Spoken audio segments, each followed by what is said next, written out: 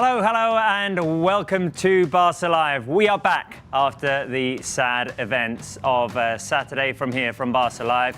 Rest in peace, Dr. Miñaro, and our condolences, our sincere condolences to all of the family and everyone who knew Barca's doctor, who sadly passed away on Saturday. That is why the game had to be cancelled last minute, and we are back today. We are back with the Champions League. It's the return game against Benfica. We beat them 1-0, the game in which Kubarsi got sent off, had to play with 10 men for about 70 minutes. Still, we resisted. We have a 1-0 lead going into this return leg at the Olympic Stadium at Montjuic, where Marc Brau is waiting to give us Barca's lineup.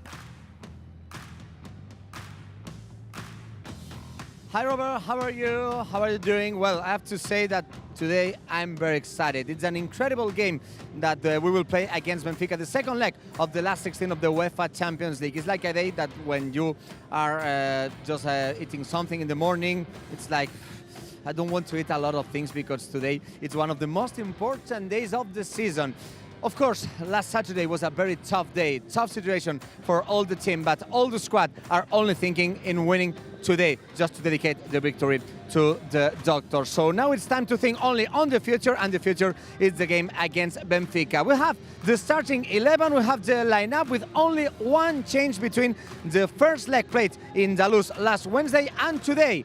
And it was mandatory because Pau Cubarsí was sent off that day in Lisbon, so Ronald Araujo will play as a centre-back. The other 10 players will be the same that started last Wednesday in Lisbon. So let's go. Barça today will play with Wojciech Szczesny at the goal, with Alejandro Balde as a left-back, with Koundé as a right-back, with Ronald Araujo and Íñigo Martínez as the centre-backs, with Frenkie de Jong as a holding midfielder, with Pedri, the player of the match last Wednesday, next of the Dutch player, and Dani Olmo.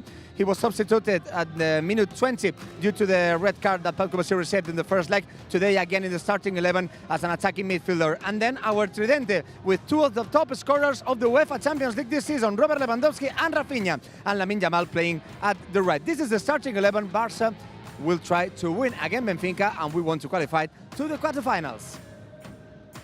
Thank you very much, Marc. There is Barca's lineup to my, that correct side. There it is for you. You can rate it from 1 to 10. Do you like it? Do you not?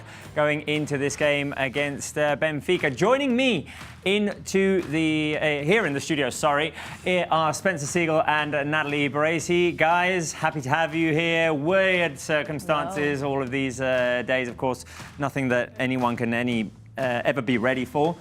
But there's a game to play tonight, and the team will have to recover and get focused on it. Yeah, it's always very difficult when you lose somebody close to you, and although we didn't know the Dr. Carlos Miñero personally, you know that a lot of people did, and you know how much he was a part of the Barça family, and so that's why we have to obviously send our condolences out to everybody as well. And now in this moment, as Hansi Flick said in the press conference yesterday, he said, you know, it's very sad.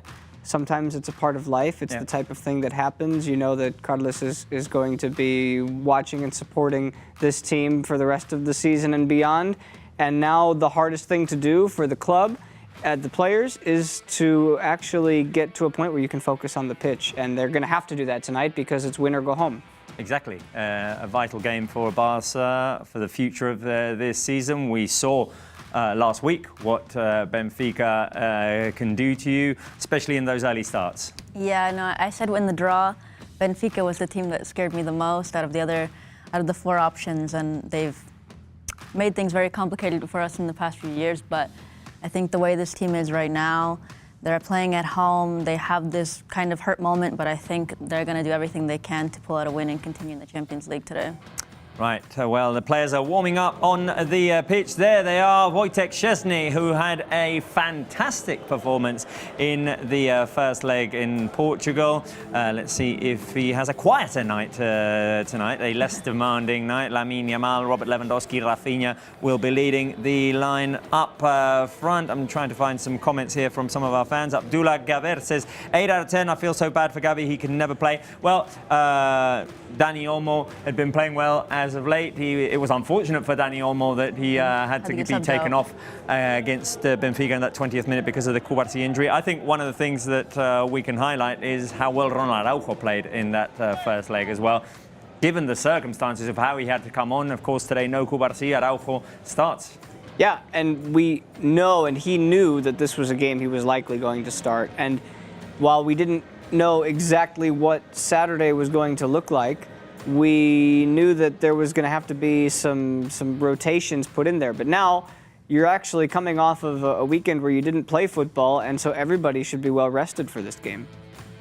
Indeed, indeed. Barca didn't play, of course, throughout the weekend, and, well, it will mean that there are rested legs, of course, given the sad circumstances. We would have wanted to see that game anyway. Right, key player for you. Who do you think the key player will be today? I mentioned Araujo, who came on and had a great performance in the first leg. Pedri, option 2, he was the MVP. He was voted the MVP by UEFA. He was the motor for Barca in times of need when we needed to keep that possession.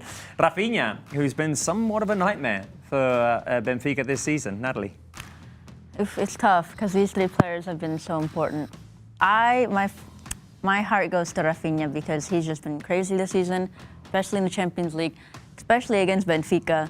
So I'm hoping that tonight will be another day where he makes Benfica sad. Hopefully with more than just a last-minute late goal. Hopefully he can score sooner. I agree with you, but I also think that with one player less on the pitch, Pedri was the best player out there last week. And they're going to need him to be that good again, but he's got an advantage this time in that, hopefully, more players. There are 11 players, and that extra player was, as you mentioned, Dani Olmo, who wasn't in the midfield. So Pedri was one of 2 midfielders. Yeah. He ran, he covered more distance than any other player on the pitch last week. And now he's got Dani Olmo potentially making the runs that weren't being made by anybody, which could open up some play for him to slot people through. That's why I think he's got to be the guy to focus on. Orian Aoy says, Olmo será el MVP, recuerden. Olmo will be the MVP, okay, remember fine. that? I'll sign up for a good Dani Olmo game. I'm going to vote for Pedri as well. I'm hoping he's going to have a less demanding game, one in which he has to cover less territory on the pitch. Let's hope that this ends 11 against 11, but I still think that when Pedri plays well, Barca tend to play well. Let's listen to what Hansi Flick had to say to our colleague Marc Brau before this game. As usual in the preview of the game, we are with our coach, with Hansi Flick. Hi, Hansi, good evening. Good evening, hello. First of all, I want to ask you about the game. You said yesterday that it must be different, absolutely, for the first leg. So what kind of game do you expect, especially in the first minutes? No, I think they're looking for their chances and could also be that they press us high. So it's important that we have the confidence. We believe in that what we want to do, and this is the key point. I want to ask you also about the only change in the lineup. Araujo is back with the team. Cubarsí was sent off, so no a lot of changes in the starting 11 today. No, we had no matches at the weekend, so I think it's at the moment a really good team we have on the pitch, and they know how to play with each other, and this is also one of our things that is really good at the moment. Thanks and good luck. You're welcome. Thanks. Our coach talking about the starting 11, only one change between the first leg against Benfica and today, Araujo in the centre back. Thank you very much, Marc. The words of Hansi Flick there. Let's take a look at the highlights of the first leg here. One of the things that we have seen in both games against Benfica this season is that they come out firing.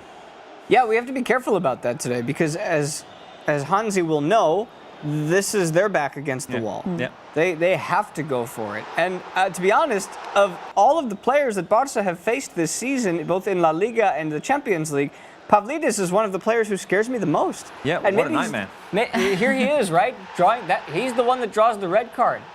And although he might not be the most technically gifted player out there, he's just got this thickness to him. He's built in a different way that allows him to be physical. And Barca sometimes struggle with those types of physical players based on the style that they play.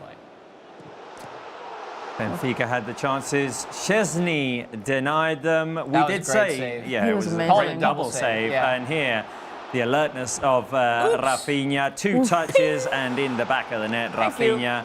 I mean, I'm guessing the Benfica players are having nightmares with Rafinha. With Rafinha, yeah. Every time, especially when he plays in Lisbon. Well, we haven't seen him play Benfica in Barcelona, so who knows? I know you remember because we talk about your memory all the time, but that Inter season when things went horribly wrong with the 3-3 and Dumfries was the player that we just kept coming back to. This dude always kills us. Yeah. I'm sure there are Benfica fans having nightmares about Rafinha right now. Let's hope that we don't have to have Pavlidis nightmares. There was a penalty called against Barca, but the decision was reversed because there was previously an offside, and you'll see it was, well, a marginal offside, just the shoulder ahead here. The save by Szczesny in the extra time. The clean sheet for our keeper. And he is the protagonist of one of our newest content on Barca One, the podcast, My Story with Szczesny, in which I had the privilege of interviewing him. And it was a wonderful conversation where we got to learn a lot more about our goalkeeper. Our colleague Llorens Torres also got to talk to the Shark, to Ferran Torres, in the 1-to-1 series in which the players have been, well, they've been coming to this studio here and talking about their experiences, their season, things that they like, things that they dislike. Great conversations also with Llorens Torres. So check out all of that content on Barca One, which you can download on your phones, you can have on your smart TV. If you haven't got it, why not? Let's go over the Benfica lineup. Benfica lineup with 2 changes compared to the first leg at left back and in the holding midfielder position. They are playing with Trubin in goal, Tomás Araujo, Antonio Silva, Otamendi and Dal at the back. Florentino is the addition into the lineup with Osnes and Kokcu in midfield. Aktürkoğlu, Şeldirup and Pavlidis up front. What are we looking for, guys, in that lineup? I know we talked about Pavlidis, but one other thing that they do have is utility in the midfield. I think Osnes is one of those players that you have to be wary of at all times because he can create. And on the other side, Otamendi is a classic center back who has the experience. I mean, at least Di Maria is injured, which I, as an Argentina fan, am upset, but as a Barca fan who doesn't have to play against him, it's nice knowing that he won't be a potential sub that could cause some problems for us. They are they lose a little bit of depth to their squad, but this should be a game that Barca they should be the ones coming out on the hot foot and getting it done right away. You're at home, you want to dominate early, you want to get it done early and not have to suffer. Right, I've got a quick round of Guess the Player for you guys. All right. What's the theme? The theme is yesterday's training session. And they come in pairs. Pairs? That's the theme then. Yep. Pairs in yesterday's training session, but you're only going to have to find out who one of them is. And I feel like this first one is an easy one for you, Spencer Siegel. Is it? Who is standing next to Ferran Torres? I mean, it looks like Lamine. It should be Lamine. I'm going to say Lamine. You're going to say Lamine. Okay. Julia, 47, says it's Pedri. Zizou BTW says Pedri and Ferran. Nah. 1-2 says Pedri. Nah. I feel like it could be Life as Chairs is Pedri. They always are together. Kanano Malik says Pedri. Nishal says Pedri. It's going to be Pedri. Dead King 1932 says Pedri. All right, I get it. I got it wrong. Maybe you weren't, though, because the hair... Look at how many people are saying Pedri. Clearly, I missed the mark on this one. I think you did. You didn't know they're best friends? Sorry. Let's take a look. Let's take a look. Oh, since when is Pedri's hair like that? I think it's a recent cut. Look, Come on. The fade is quite fresh. Stop it. Lower the volume. It's too loud. They have all the sound Area effects. Park says, I have an exam tomorrow, but never mind. Good luck, Pedri. Good luck, Well. Pedri. Yeah? Just Pedri. Yeah. We'll let them know. Okay. Good luck with your exam. Good luck with your exam. Let's see. The next mystery player is for you, Natalie. Ooh, okay. Kunde and... It's not Kunde. I know. It's not Koundé, no. Who's standing next to him? You're struggling. Do you know who it is? No. Oh, okay. I thought you were I'm very glad sure. that you're the one that has to guess because I have nothing. I feel like I have nothing. Nothing. Nothing. I don't know. Lots it of looks like- Lewandowski's in the chat. It looks like a lot of people. I'm just gonna go Inigo Martinez. You're going with Inigo. You're going against the I would have said flow of Lewandowski. opinion Is it on Lewandowski? Because of the hair. the chat. Tobias Vea says Lewandowski. Is it Julia 47 says Lewandowski? Chesney. Being cool says Lewandowski. I also thought Chesney, but I thought it was weird that he was there. Mate Molnar says Lewandowski. Natalie, you are. Wrong? No, you're right. Oh my god. Yes. Genuinely surprised that you were right. Because I know that hair. I know his hair. Well, there you go. Nice there you guess. go. Final mystery player for the two of you. What? Why did they do you like that? I haven't even had a chance to guess yet. How can I be wrong if I haven't guessed? You have an enemy in the production room. Right, can we get the last one on our screens, please? There you go. Either defending Hector Ford or close to Hector Ford in the training session yesterday is who? It's someone who's cold. Yeah, wearing long sleeve. It's a hard one. Is there a theme between any of the two other ones? Eric Garcia. Is that already wrong? Natalie, your I guess? mean, I'll join him. Oh, so you're gonna give her the buzzer too? Good Klosh has it right. No. The rest of the chat, It's wrong. I think, has it wrong. Good Klosh, congratulations to you. The correct answer is Pregame. Oh. Well. Who's not in the lineup today? You know who is in the lineup today? Ronald Araujo. And Ronald Araujo spoke to Mario Brau just a few minutes ago. Next to one of our captains, next to Ronald Araujo in the preview in this game between Barça and Benfica. Ronald, ¿qué tal? ¿Cómo estás? Buenas tardes. Buenas tardes. Bueno, evidentemente no han sido unas últimas horas fáciles. ¿Cómo está Obviously, el it equipo? hasn't Quiero been saber un easy poquito qué last se few respira en el hours. vestuario. Me How imagino is que the con mucha team motivación. in the dressing room right now? I imagine with a lot of motivation. Yeah, we're really motivated for this game. We really want to win it for us, for everyone. Of course, we're a bit sad for what happened the other day due to the passing away of the doctor. He was someone who was really important with us. Dijo ayer We el sent mister off que straight claramente el to his vestuario family. estaba muy convencido de que no había nada hecho, de que esto va a ser un partido Flick said the diferente. other De day todas maneras, that la nothing's referencia done in this de lo bien game. que lo hizo el That equipo this is con going to be a el very 0-1 different con un game. jugador menos The andaluz. team did really Es una well buena manera de last entender que este leg. equipo puede pasar a The cuartos de 1-0 with one player less. Yeah, we know it's going to be an easy game. Every game in the Champions League is complicated, but we're playing at home, we're playing with our home. Ya para acabar, ellos tienen jugadores peligrosos, no están jugadores como Di To María. finish, they've got a lot of dangerous players. There's no Di Maria, but they've got Pavlidis as well. They've got a lot of dangerous players, but is it important to be loyal to our philosophy?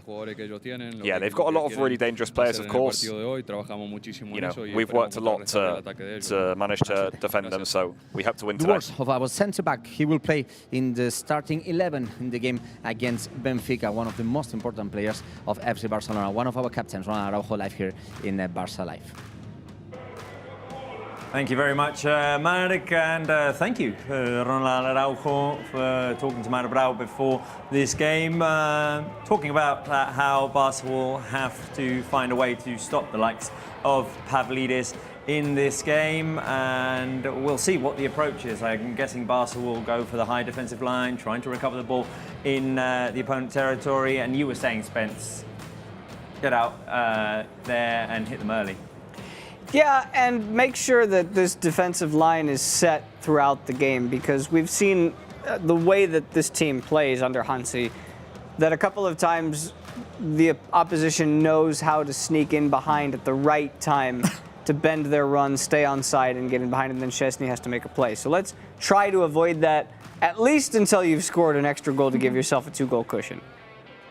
Well, we'll see. We'll see how this game starts, with the players finishing their warm-up. Less than 10 minutes to go until this return leg of the round of 16 of the Champions League. Barça Benfica at the Olympic Stadium in Montjuic. Your lineup with Szczesny in goal.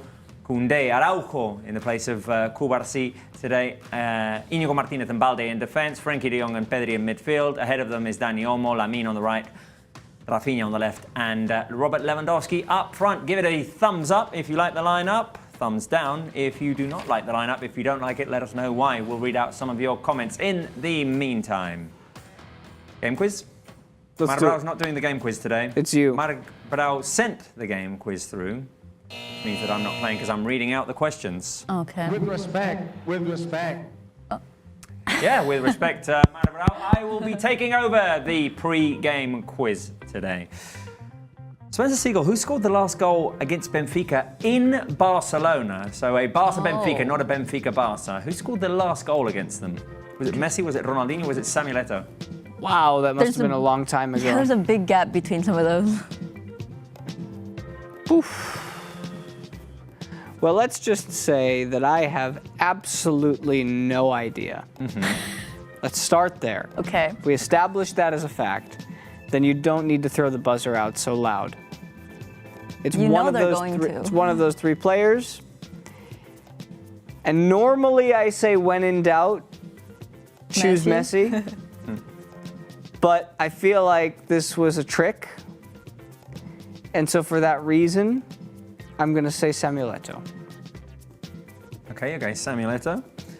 That's what I would Split say. results on the live chat. I'd say half Messi, half Samuel Eto'o. The correct answer is... Well done. Yeah, where's your buzzer now, huh? Yeah, that's what I thought. Doesn't work this time. Natalie, this next one is for you. How many goals has Benfica scored in Barcelona? Oh. In Barcelona, so in Barça Benficas. In all How of all many? time? In all time. Is it 1, 3, or 5? It's not very many. It's not very many. Well, Well, it's not very many. I mean, the maximum is 5. Yeah. 3. Okay, you're going 3. And the correct answer is not 3. 1. It is 1. Oh, that's better. Even better. I'll take it. And that was back in the 91-92 season, the game which qualified Barca for the Wembley final. 92. I love that. First, European Cup. And the final question for the two of you. Who hit the crossbar? You'll remember this one, Spence. Who hit the crossbar in the last Barca Benfica? Was it 1 Dembele, 2 Yusuf Demir, 3 Memphis Depay? Oof. I will remember this? Oh, I thought you would. You know. I thought you would. What I- year? This would have been, 21-22 season. 1-2. First Xavi Champions League game. Right. I wasn't here for this one. I had just started doing lives, and that game, I remember I had to go back to the States to finish some things. But I think Memphis hit the post. I think. Natalie? I mean, I don't remember at all. So, I'll agree with you. Memphis. You were doing so well, Natalie. You were doing so well. Really? Is that because I trusted Spencer? Yeah, it was Yusuf Demir. It was Yusuf Demir. I wasn't going to say that moment either. which could have changed his Barca career. He'd have gotten a key goal in a 0-0 win that almost certified that Barca wouldn't make it through to the next round of the Champions League. If he'd have scored that goal, maybe Barca make it through to the next round, and he's regarded as a hero. Yusuf Demir had a chance there that hit the crossbar in that last game for Benfica in Barcelona in November 2021. Right, one last time. Let's go to Marc Brau. He has some secret numbers for us. Well, it's time for my secret numbers. Oh, I have one of my best friends here. I'm with Kat. Hi, Kat. How are you? ¿Cómo estás? A hug. Yes. Yeah, we need a hug. Tough moments last day for Barca. Well, I'm going to explain some secret numbers. I don't want you to explain some secret numbers, but I want to say you your prediction. I want to know exactly which will be the score. Quin resultat hi haurà avui? A veure. Jo t'aniré donant gols i m'aniràs dient si sí o si no. 1-0, 1-0 pel Barça. 2-0. 2-0? 3-0? No, 2-0. 2-0 està bé? Està bé, està bé. 2-0. 2-0 is what Kat is saying here, so she's very confident about tonight's game of FC Barcelona. So, can you show me your scarf, please? Em pots ensenyar la teva bufanda? És molt xula, aquesta. Aquí veiem la bufanda de Kat, amb aquest llacet negre, evidentment, with this black thing just related to Dr. Miñarro. So, Kat, thanks for being with us tonight. Thanks for joining us. And we hope that today Barça is going to win 2-0. So, goodbye. We say goodbye to Kat, who was our special guest this evening here in the Stade Olympique Luis Companys. And well, I don't know if I have so time to explain my secret numbers. Remember that this is one of the games that we usually do in the preview show. But let's go very quickly. My secret numbers for tonight's game, it's number 9, number 29, and number 2. I will give you some extra seconds just to know what those numbers could be. Remember that all those numbers are related with tonight's game. 9, 29, and 2. What those numbers could be. I have to say that those numbers are related with goals. Many goals. Let's go with the number 9. It's the amount of goals that Robert Lewandowski and Rafinha have scored this season in UEFA Champions League. Only Guirassy, the player of Borussia Dortmund, playing 2 more games, have scored more goals than them. 9 goals scored by Rafinha and 9 goals Lewandowski this season in UEFA Champions League. Let's gonna see if they can score the number 10. 29 is the number of goals that Barça have scored this season in UEFA Champions League. We are the top scorers of the competition. No other team have scored more goals than Barça this season. And number 2, it's very special. It's the number of wins against Benfica here in Barcelona. We played against them only 4 times, and the last 2 times the score was 0-0, nil. Nothing. So we only beat 2 times Benfica here in Barcelona. Let's gonna think that today Barça will win for the 3rd time in history against Benfica in a Champions League game. Thank you very much, Marc. The secret numbers there for you. The players have headed onto the pitch. You know what day it is today? It's not Groundhog Day. Not Groundhog Day. I was also thinking that. It is Marc Brau's birthday. Oh! Happy birthday, Marc. He's not here to celebrate with us, though. Happy birthday to you. Marc. Wish Marc Brau a happy birthday, live chat. Fill the live chat with birthday cake emojis, for example. And you can guess how old Marc Brau is. That might be fun. 18. How old do you think Marc Brau is? Same age as Lamine Yamal. It's either 18 or 81. There's no in between. Well, we might find out in the postgame because we won't be talking to Marc Brau during the game today. We are unable to do that during Champions League games. What we are able to do is to guess the score, guys. What is your prediction for today's game? Mine was a simple 2-0, like Kat. Kat and Like I are on Kat. the same level. I'm thinking, ideally, Rafinha and Íñigo Martínez. You're going for goals, Spence. I see a little bit of chaos. We haven't played any games against Benfica that haven't been chaotic. Yeah. It was 5-4, and then if you recall, the first 20 minutes of that game when it was 11v11 was chaotic. There were chances everywhere, and it ended up being a crazy game. Barca only got a goal, but they did it with a player less. So I'm seeing goals today. I don't know exactly how it's going to go, if it's going to be Barca build up a couple of goals on aggregate and then Benfica get them back, or if Benfica make it interesting and then Barca eventually pull away, because a 3-2 result means you win by 2 goals on aggregate. A bit like the Atalanta game. Remember that one? Yeah. They went ahead once, then we went ahead, And they then equalized, we went ahead again, they equalized, so yeah. Right. Right, Ronald Araujo is our captain for today. I'm going to read out some of the comments from our fans. We have asked them for predictions. And yours, 3-0? Oh, mine is 3-0. I'm predicting a comfortable win for us today. Well, not comfortable, but just Professional. Yeah, a professional, a game in which Barca will dominate. Get the job done. So, I've asked the live chat for 2 separate things. One is to wish Marc Brau a happy birthday and guess his age, and I do love the trolls. David Moller says he thinks Marc Brau is 78. Taha gave some Oh my God. some birthday cake emojis and said 54. Who else? Snipers says 45. None of those are correct. Marc Brau, if I'm guessing correctly, is 36 today. 36. So happy birthday, happy Marc. birthday. And we'll talk to him in the post-game show. And predictions. Lorita Rodriguez says 3-0. Ratti says 2-0. There is going to be a minute of silence before the game starts in memory of Dr. Carlos Miñarro.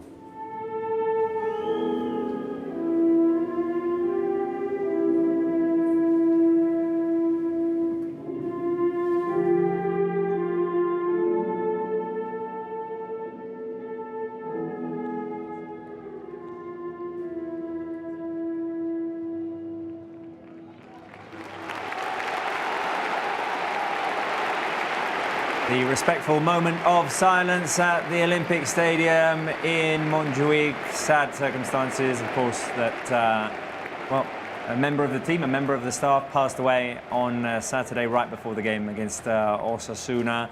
And there is that moment to, well, dedicated to his memory.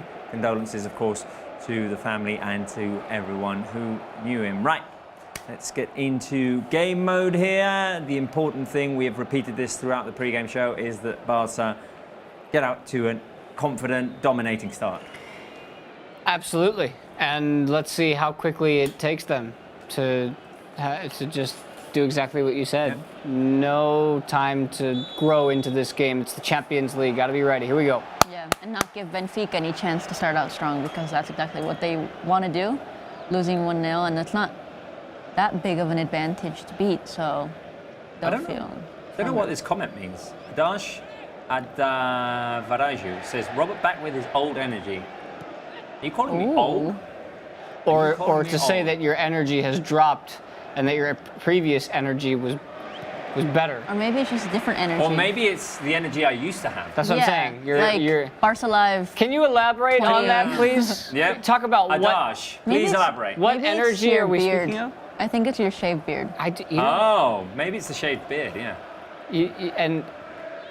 I like, before the show, the question that Natalie asked you. Adash says, your energy is back. Right, your old energy. Right. Okay. Yeah. Right. But I prefer the question that Natalie asked you before the show today, when she noticed that you shaved your beard, and she goes, you did that on purpose? Yes, I did. I know, but just like, it happens to people with beards. Sometimes they just shave too much back, and then they have to shave everything. Yeah, that has definitely happened to me in the past as well, but what I did today was on purpose. Planned.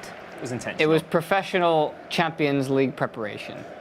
Nessa Martino in capital letters, and they could be bold letters as well. Well, careful, wait a minute. It's Frankie de Jong driving forward. Frankie de Jong looking to switch over to Lamine Yamal. The rebound picked up by Pedri. Shot deflected into the hands of Trubin. Nessa Martino says in capital letters, the match won't be shown here. Yeah. Gotta let everyone know.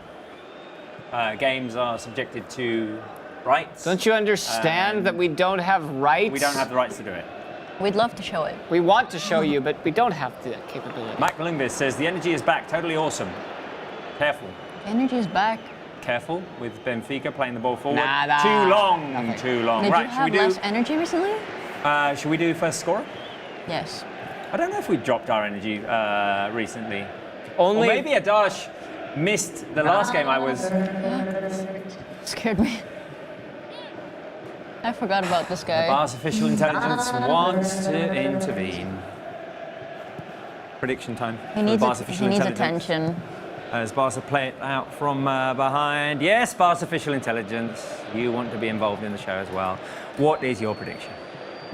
I always choose to be involved. I am the center of attention, and I am an agent of chaos. This game will bring the chaos, and Barca will advance comfortably with a 3-3 draw. Wow, you are going for the chaos. Bar's official intelligence. Here's Rafinha making a run into the box off the Lamine Yamal outside of the boot. Cross didn't connect. 3-3, eh? I hope you're wrong. I hope you're wrong. Bar's official intelligence hasn't really... No, I don't trust that thing. Hasn't really been in the right lately. Careful here with Benfica. Ball into the box. Cleared out by De Jong. Flag. Offside. Oh, how I've missed you. Whip it out. Flag. Whip it out. Careful. There we go. How I've missed this yellow thing. Whee!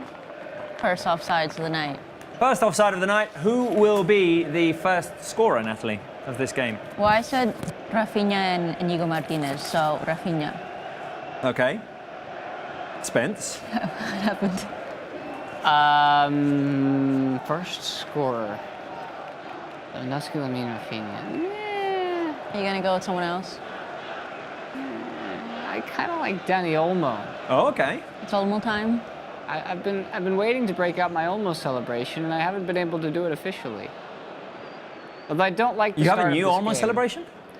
I have the almost celebration, but we almost did it the day that you weren't here because we thought he had scored.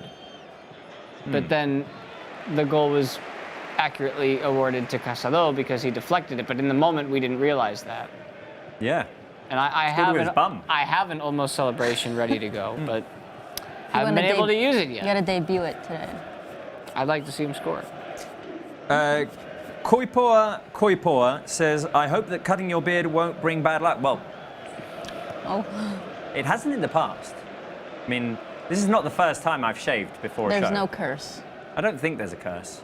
No, although, well, no, it's not. They do believe that in the world of baseball, which I realize is only a popular sport in about 12 countries. Wait, they believe that shaving your beard brings bad luck?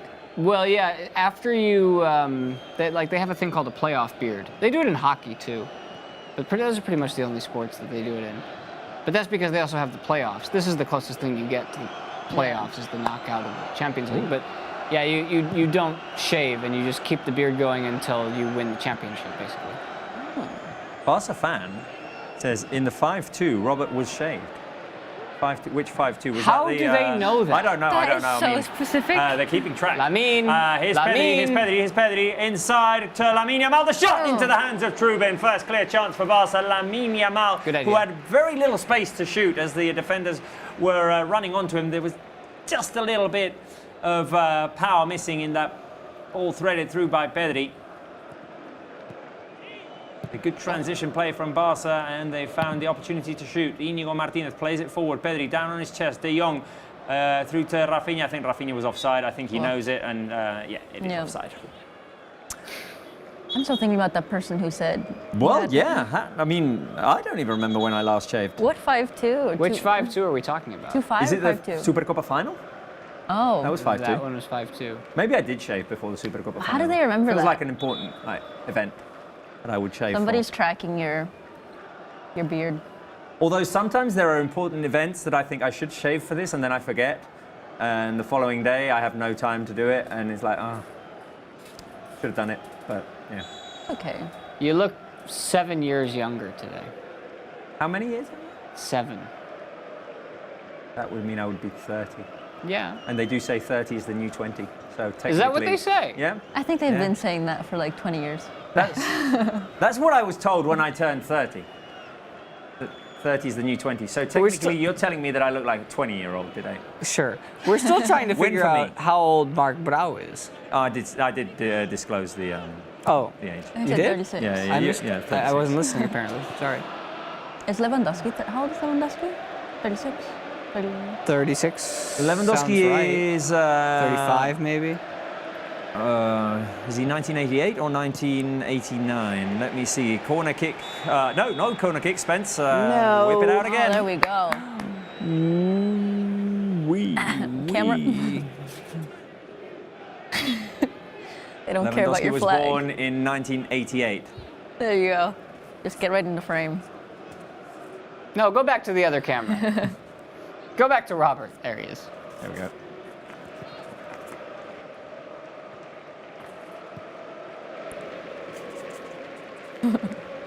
You're offside, Robert.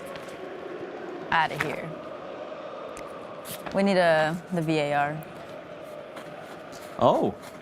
Jordi Cochran has sent me a screenshot Of your beard. of the Supercopa final, in which we did win 5-2.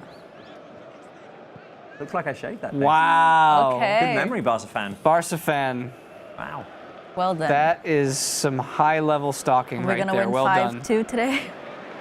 Here is Dani Olmo in space. Dani Olmo can find Alejandro Balde, who has a whole highway down the left flank. He feeds it through to Rafinha. Is he offside? Is he on? Balde with the shot, Trubin offside.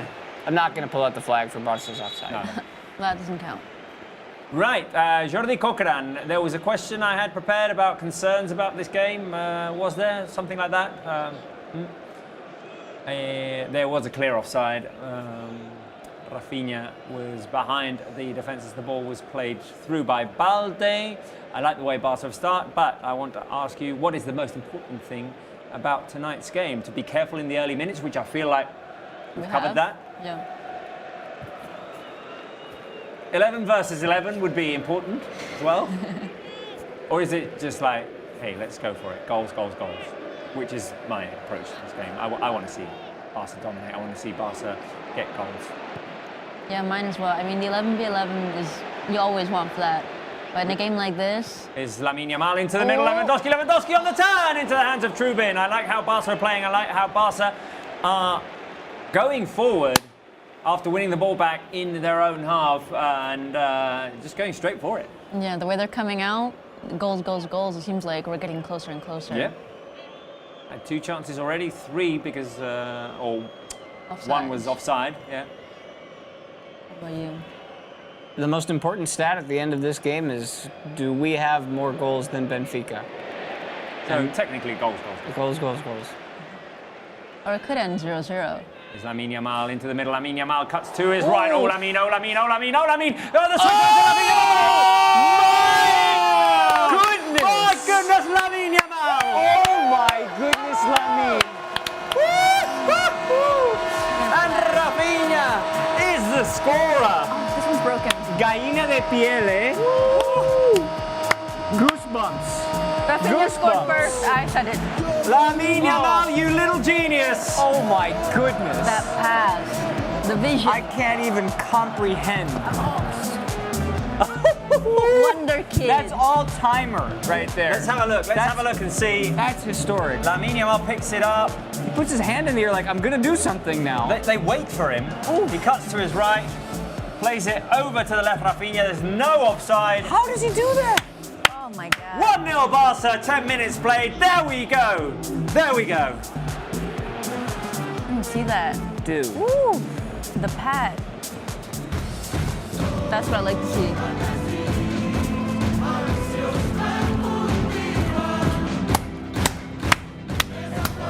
Where's mine? I was shaking.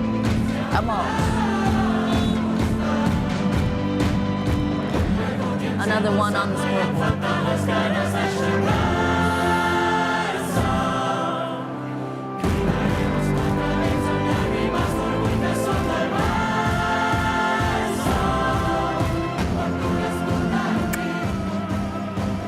There you go, Barca with the 1-0 lead. Rafinha Rafinha, and I feel like, you know, which emoji we should use? It's actually one that we have like an animation for. Kokran. I'm going to ask the live chat to fill the chat with exploding head emojis, and I think we have that one, don't we? Oof, yeah. We have an exploding head somewhere that, you know. Rafinha scored in the 11th minute. Benfica! Oh. Yeah, exactly. I'm mind blown. 1-1. Well, you can use it on the live chat. Well.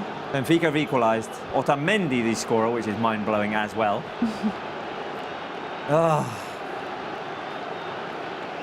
Well, chaos. There you chaos go. Begins. My prediction out the window. Yeah, mine as well. And cats. And cats. Disney couldn't keep it out. Corner kick to Benfica. And Otamendi got in behind Araujo, free of mark. And 1-1. Wow. Well, there's lots of time left. Oh dear. I was going to say that Rafinha did score in the 11th minute, being number 11, so that was nice, but not for very long. That's a shame that you give up a goal that quickly after scoring one yourself, especially considering how beautiful it was. Yeah. The one that Barca scored, but stick to the game plan. Same game plan. Got to continue to go find goals. It's the only way you win this tie, because this is what happens when we play Benfica this year. You just have to keep going. Yeah. By the way, in one of my Barca group chats, one of my friends going regarding the Lamine Yamal action there, going, Boateng 2015. Yeah, that's true.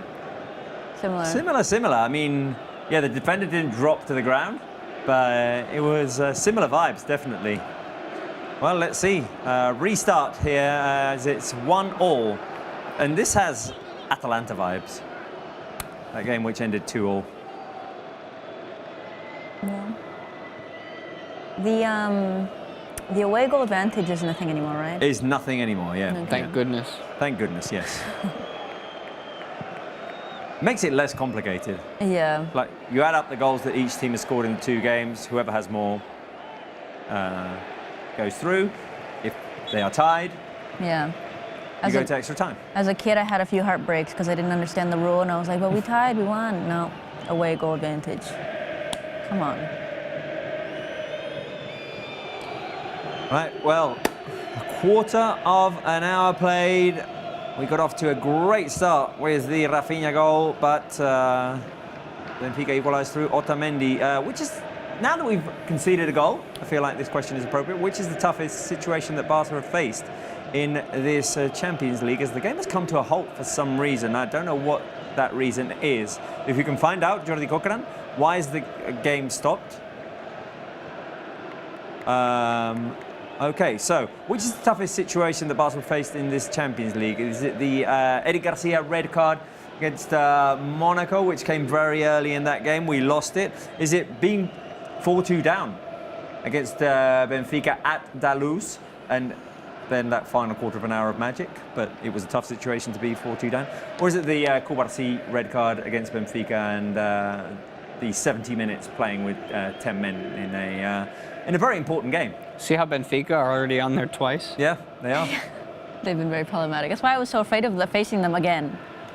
I'm going to go with number 3, because the other 2 games were in the league stage, and we kind of were okay, except for the first one. But in this last one, it was like we have to win, otherwise we're pretty much going home. And to face pretty much the whole game without Kubarsi, that was quite difficult. And so for them to still beat Benfica and only manage and not concede anything, considering how Benfica was playing, was quite impressive.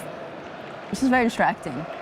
You did well, though. Thank you. You held yourself well. I'm going with the 4-2, because even though that game didn't mean as much, it was a great comeback. Yeah, it was just a test of character. The game was stopped for a minute there because of Ramadan. And the sun just went down. Oh, but did Lamine drink? Exactly, the sun went down. Yeah. So the players who are doing Ramadan can go and get That's a drink. what I thought, yeah. Lamine Yamal. Yeah. Right. Mara Brau sending through some stats. Rafinha, 10 goals in 10 Champions League games this season. So, one goal per game, not a bad stat. And he is the Pichichi, tied with Guirassy from Borussia Dortmund, potential opponent for us in the next round. And Lamine Yamal, 16 assists this season, equaling Rafinha. There you go. A couple of stats for you. As Barca are attacking here. Frenkie de Jong. Over to Balde. Barca playing on the left is Pedri.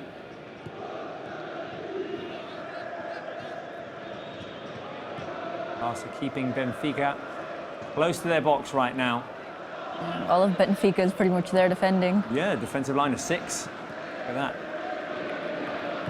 Build a wall, what they're saying. Yeah. Well, the ball played all the way back to Íñigo Martínez. Benfica trying to push Barca back a little bit. Not going to happen. Barca looking for a way in. Sort of left us cold, the Otamendi equaliser. See if Barca can get back the spark they had at the beginning of the game. I'm just concerned now that Benfica's like fully defending right now, the whole team, and that's really going to cause problems for us if they just stay like that. So I'm hoping they'll try to catch us on the break and try to open up to attack, and maybe we can find some spaces that way. But right now, this is really hurting our gameplay. See if we can have a bit of Lamine magic as well. We got it in Barca's first goal. Yeah, or find definitely long ball to Rafinha. An agent of chaos. Yes, he is. Beginning of this that game. Young boy. Talking about. Look at that! Look at that! Look there you go. Dani Olmo free in space, and he can drive it forward. Rafinha initiated the run, so did Lewandowski. The ball played into the middle. Here's Lamine Yamal. Lamine Yamal through to Lewandowski, who couldn't get there. Still in. He will pick it up before it goes out. Lewandowski protecting the ball. Lewandowski trying to turn. Lewandowski claiming for a foul. Lamine could have taken his own shot there. Yeah, I thought he was going to. I don't know that Lewandowski... Oh, look at Pedri defend. Look at Pedri defend. He's so good. Oh, oof. Look at that. He's one of the best in the world, and we don't talk about it enough. You need to have energy and stamina for that. Well, this is what we were saying. When they were down to 10 men, he covered more everywhere. ground than anybody else. So that was an example right there. Yeah, at the end of that game, he just like fell on the ground. He's not seen as a guy with speed or even stamina. He doesn't get that type of respect. Everyone thinks that he's sort of slow and technical and picks out his spots, but the dude's in shape. Probably the best shape of his life. Yeah. I believe so. Look at Balde. Look at Balde go. Balde with the pass back. Dani Olmo! His shot across goal. It was almost Olmo time. It was almost Olmo time. What a great chance for Barca. And how Balde sped up there. That's a fast guy. Talking about speed. Nice pass back as well. Dani Olmo arrived just in time. His shot way off though. Dani Olmo Are we also- liking what we're seeing from Barca? Yeah, look, you gave up the goal, and so it feels like you've lost part of this game. Here we go. Ooh, Here we go, exactly. Lamine Yamal. But they're definitely Lamine on trying to go deep. Lamine trying to get into the box. Lamine trying to get past another defender. Wasn't able to. You were saying, sorry. No, they're on it today. Careful with Come on, Tech. Tech outside of his box.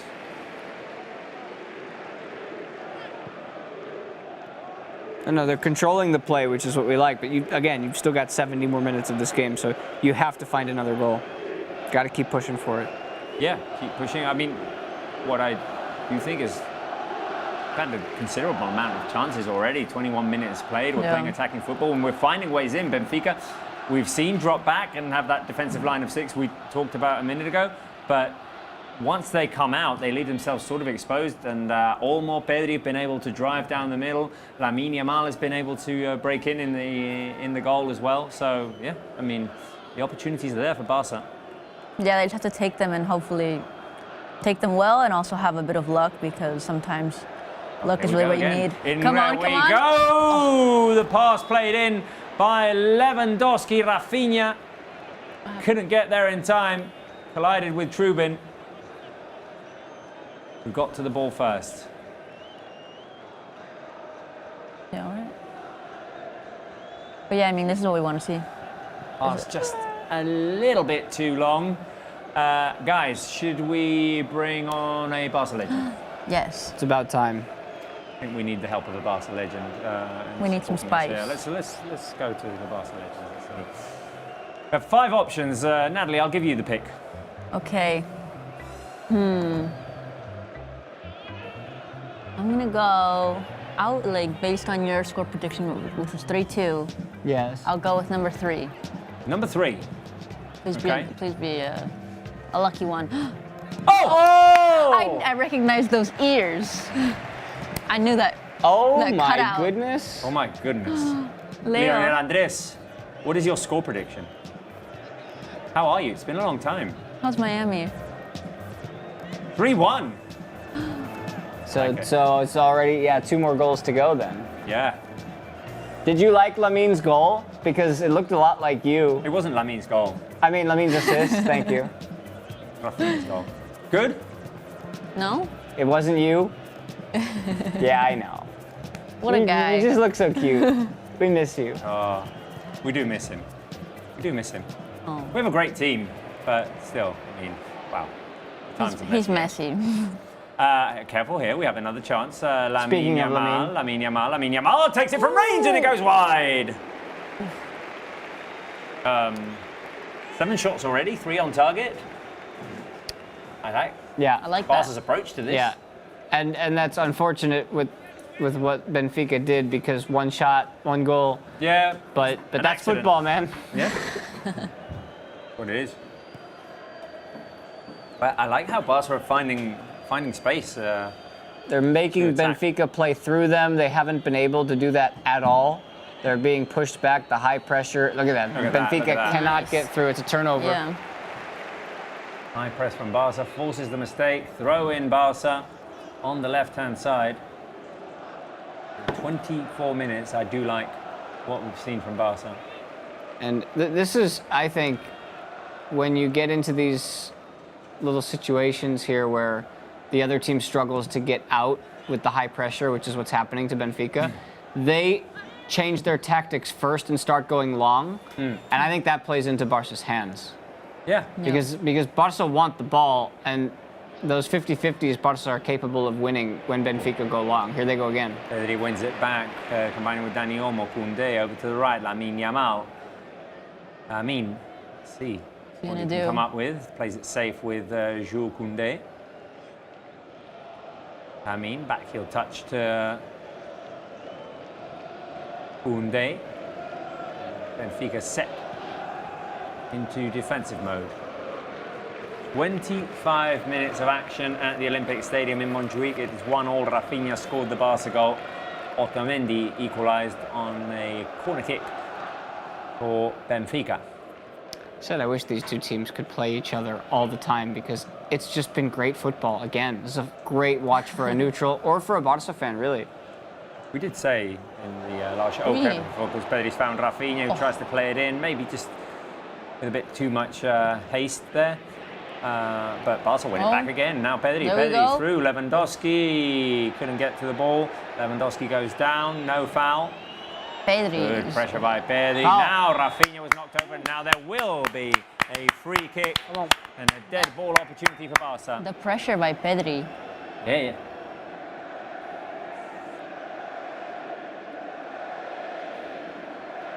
I hear it. I hear it. Pedri. Sube. This is an interesting angle for a free kick. A lot of options here. Yeah, the ball can be played in straight to goal. It was similar angle to the one that Pablo Torre ended up scoring against Sevilla in October. You remember that one? Rafinha crosses it in. Careful here. No header. Lewandowski almost got to it. Lamine Yamal will keep it in.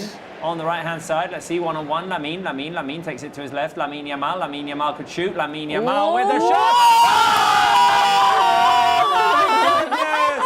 Lamine Yamal, what a genius you are! Oh, my God, Lamine! Oh, baby, guys! You little genius! Are you kidding me? High five. Are you kidding me right now? How's it? 304. Wait, am I doing it right? Do the dance! Do the dance, Lamine! I mean, he makes it look a little better, but... Yeah, he makes it look better, but... What a guy! You naughty boy, Lamine Yamal! What a genius! Barca 2, Benfica 1. That goal. Don't let him alone. I need to see it again. Don't let him beat you in the 1v1. Oh, the curler just out of reach for Trubin. He had a clear one-on-one there. Woo. Took it to his left from outside the box. Just the soft curler out of reach for the keeper. No way. I'm seeing him like that touch. That was a heavy touch. Always gotta take advantage of the photo. There you go. Lamine Yamal. What a genius. I'm so happy he's on Barca. our team. An absolute work of art, that goal. Lamine Yamal filled the live chat with blue and red hearts to celebrate the Barca are in the lead again. 2-1 up. Wow, I am mind blown. Wow, Lamine. Barca hearts. Or that one, yeah, the one. He took it. It was a heavy touch. Yep. And he has a look up. He looks up at the keeper and at the goal. Hold on. Come on. Don't do this again. Not again. Corner kick again. You can't give him any space. He has a look, and he's thinking, I can do it. I'm gonna hit it, and we're thinking he's not gonna hit that. I know you both saw it, and you were like, he's not. Well, I thought he's gonna hit it, but it's gonna go out. Obviously. But you're thinking he's not really gonna put that on target. He was a long way from the ball. He's got to catch up to it. It's a long touch, and then the ball went in slow motion. Yeah, it did, right? It took a long time. Yeah. One of those goals that I like to see Let's not tie it up, is one to be seen in slow-mo. Yeah. Because, well, it's even slower. So this is a Lamine assist and a golazo of an assist, an assistazo, Yes. and a golazo of a goal, and it's 2-1 Barca. He's showing up at a big stage. Lamine, man of the match. I'm just checking a stat here. Let's see. Where are we? This season. Oh, who's that? Oh, Lamine. So an assist for the first goal. He scores the second, and here he is driving into the middle. Lamine Yamal keeps going. Lamine Yamal hanging onto the ball. Lamine Yamal knocked over. Is there no foul, ref? No, I don't think so. It was a good run. It was like a lot of little fouls. Yeah. I mean, he deserves what would you call it? Like well, sorry. Careful here, another chance for Barca. Lamine Yamal What's trying happening? to find Dani Olmo. Lewandowski couldn't take the first opportunity. A bit of chaos. Balde on the left. Half an hour played. Ooh. Balde with the cross straight into the hands of Truben. Right, I'm going to ask you a question, guys. See if you know this one. Do you know when Lamine Yamal last scored for Barca? It wasn't too long ago. The Clásico? No, he scored after that, I think. Which Clásico? The League Clásico in the Coldplay shirt when he said, "I'm here." The right-footed shot. That's the correct answer. Is it? I thought he scored after that. That is the correct answer. That was in October. That He was his last saving it goal up. in all competitions. Yeah, in all competitions. I mean, He was saving it for a special occasion Like- and for it to be a special goal. what's crazy is that any other player who hasn't scored a goal since October, which is 5 months ago, Yeah, you're thinking you're like, all right, it's time to make a change. But this guy's been so crucial inside the game, setting up goals, Yeah. that it doesn't matter. But man, words are starting to become a lot more difficult. Yep. And that's us talking. Setting up goals and also getting the defenders to all go on him. Yeah. That way Rafinha and Lewandowski have more space. Exactly, attracting the attention, being like sort of a magnet. Yeah. And I mean, today, And it's one of those games we'll I'd remember say when Ramadan's he's older. doing good things for him. Yeah, definitely. Right, well, we're 2-1 up, and Rafinha scored the first off of a Lamine Yamal assist after a lovely little dribble on the edge of the box, and then Lamine himself scored the second with a beautiful curler. What was that? Lamine Yamal's best goal of the season? Option 1, yes. Option 2, the one in the Clásico. Did he score in the Supercopa? Oh no! So wait a minute. I I thought I was going to say he scored since October. Yeah, sorry. Yeah. I was looking at league games. I'm so sorry. I was feeling crazy, guys. I was looking at league goals. And he scored against Valencia as well. Yeah, because I remember I Sorry. saw a tweet about Sorry. people criticizing him because he hadn't scored since October, but then he did. He also scored against, it was in the league, sorry. I was looking just at league games. He scored against Atalanta as well.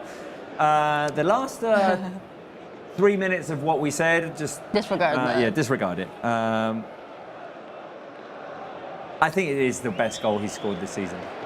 Although the Supercopa one was impressive. The one where he drives from the middle of the pitch, drives it into the middle, and then just softly passes it into the back of the net, I'd say. Yeah, I think this one's the best because you don't expect it to happen and you don't expect it to go in. And the fact that it was so slow and in a game of this importance, I think this one is really special. There we go. We've got it on our screens again. Ah! Oof. It's just a seamless touch. It's like... He makes it look so easy. He doesn't really even does. like power up for it. Yeah, he's just running. Yeah. And then Rafinha shines that boot. Yep. Keep that boot shiny, baby. Do you want me to shine your boot? My boot cannot do anything remotely close to what that boot just did. So no, it's fine. Not keep necessary. it dirty. Keep it smudgy and unpolished. It's fine. Throw in Barca, and the fans at the Olympic Stadium seem to be having a nice time.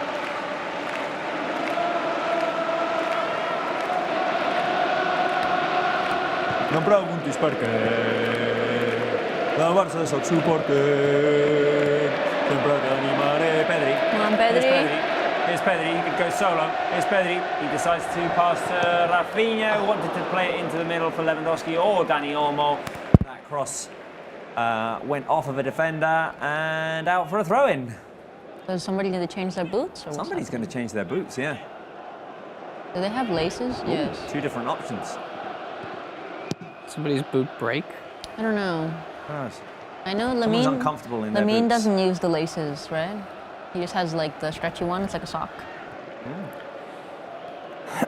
like slippers. Yeah. I did not know that. Well, it like wraps around his whole foot. You'd think that would be Gavi. Should we ask our guest today? Should we ask the GOAT if he approves of the goal? Yeah, I OG mean goat. that seemed like Hey, Messi See level. if we get the seal of approval. yeah. It's funny that he's on our show today and Yeah. Lamine scores a goal with his Yeah. left foot of that quality. He brought his blessing. Yeah. Yeah. So GOAT. Goat. GOAT. Goat. What did you think of the goal? Is it like seal of approval? Do we get it? I just love that expression he has on his face. There you go. He's so happy to be here. Yeah. He looks a little confused, That's Yeah, okay. but that's Like kind of what? always the case, you know. Yeah. He's usually. Like, why am I here? He always had that little confusing look. Maybe on he's his a bit face. jet lagged because Yeah, from coming from Miami. Just come in. He came just Although for it the is, there is 1 hour less between cities over the next 2 weeks. Yes, because in the Daylight States savings they've time. already. So Change instead the of time. normally it's 6 hours difference between here and Miami, but now it's just 5.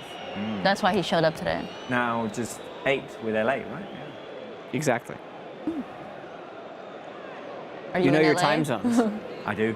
Who's in Miami in the chat? Yeah. Anyone from Miami in the chat?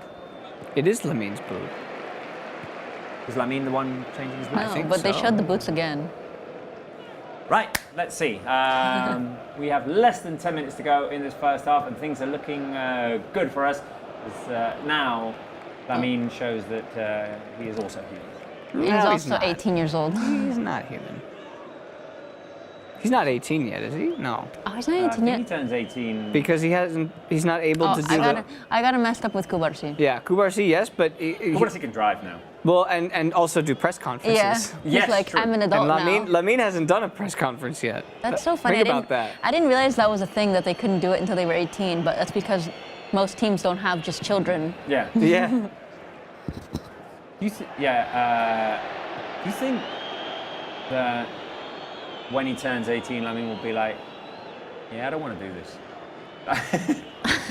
I think that's how everybody normally feels. With the press conferences? Yeah. I think he'll have to do it. There's a select few who like to talk, Yeah. but most of them, I don't know. If I they mean, wanna do clearly it. in the podcast, Chesney came off as someone. He who is one of them who likes to talk. Yeah. That's for sure. Oh, he's also like- Dani Olmo, Lamine Yamal. He's a Oh, guy stolen coming away from from his him. retirement. He's just here to have fun, so. Oh, What? I wasn't expecting that. What? speaking of someone who likes to talk. Hey, we are playing some beautiful football, but I'm more beautiful. Wow. Okay. Okay. Oh, Careful. Flag here. I don't- Flag. Oh, oof, the post. The chance is the post, and it's offside. Artificial intelligence, I believe your prediction is still in play, right? Yeah, the 3-3. 3-all is still in play. Yeah, that's unfortunate. this is Mark Burrell's prediction, right? 2-1. 2-1 is Madabrau's prediction. I don't want Madabrau to be right. It would be a good birthday gift for him, but Oh, they brought out the buzzer for you. Stop it. that would mean no more goals if Madabrau gets his. Oh yeah, it's a little too early for that. no. This game does not trend towards no more goals. No. Right, Pedri. Rafinha's made a run. Ah. Another ball played out wide to Lamine Yamal. Here we go again. Lamine Yamal trying to cut in this time. Well defended by Dal, which is lentil in India and Sri Lanka. Sweet. Okay. Good to know. Nicely done. Yeah. Had lots of nice dal biscuits in Sri Lanka when I was there last summer. Oh, Inigo Martinez trying to feed it through to Balde. People can learn lots of things watching this show. Ooh, we're multicultural. Oh, yeah. And really multi, because our host speaks 3 languages natively. Yeah, I wish it was 4. I wish I could speak Flemish as well, because that's in my blood as well, but never learned it. Do you speak any other languages? Un petit peu français. Okay. All right. What about you, Natalie? Speak English, Spanish, some Catalan. Una mica. Una mica. I'm practicing Italian on Duolingo. Oh, me too. Really? Yeah, I was just in Italy this weekend, and I used it. Pedri, How'd it go? through to Rafinha. Rafinha on the turn. Shot high over the crossbar. Damn it. We had dinner on Friday night with a traditional nonna. Sorry. We had the Friday night in Italy. We had dinner with a traditional nonna, like a Italian grandmother at her house. She was just feeding you so much.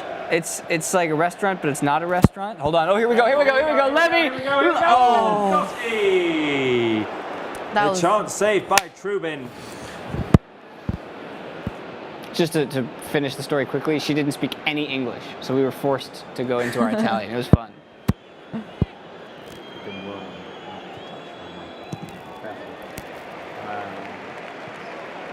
Right, will Barca score another goal before half time? I would say option 1, yes. My microphone is apparently not working, so so you're gonna have to do the talking. We can show me still. Yeah, move your mouth as Spencer just talks. pretend you're talking, and we'll talk here. Does that sound good? Go ahead. Yep. There you go. Get that shot. Get that one of him. He's saying, "Yep, I'm good." His microphone's not working, but we have the capability to fix that. So in the meantime, look out, Benfica. We can't have Benfica scoring while Robert's trying to get his microphone There fixed. we go. Nicely done. Taken away by Balde. He's on the run. No, there's no Robert available. It's just Balde. Options come left on. and right. Balde leaves it. Rafinha! Who needs Robert? We have Rafinha! Let's go. Goal de Barça! Yes, they will score. Let's go. My guy. Wait, what's happening? The goal is what is happening? What's happening? We have a replay. Rafinha's not offside. What happened? Rafinha takes a shot and Oh, maybe scores. there was a foul? There was an advantage given. The referee signaled advantage after the pass from Balde, so the goal should stand. This shouldn't be a problem. Oh. There are whistles around the grounds. Robert is still muted. He Robert has is no doing ability to speak. He's like a mime right now. The referee is speaking with both captains, Otamendi and Araujo. We're going to get the line change now, because eventually we need Robert's voice back. Your voice is nice as well. I appreciate that. You're not too bad yourself. Thank you. Somebody got a yellow card. I believe that's Otamendi, Most likely. Yes. who's been booked. They still haven't put the third goal up for Barça on the score sheet. I would like them to do that. We've done We've it. done it. We've gotten ahead of ourselves. It's a yellow card for Otamendi. That Yellow card. That yellow. He's putting it away. What's happened? Hansi Flick is talking. Goal! We celebrate a goal. Let's go. Woo! Rafinha, now you can do your little celebration. There he goes. Where's he going? Rafinha. Let's go.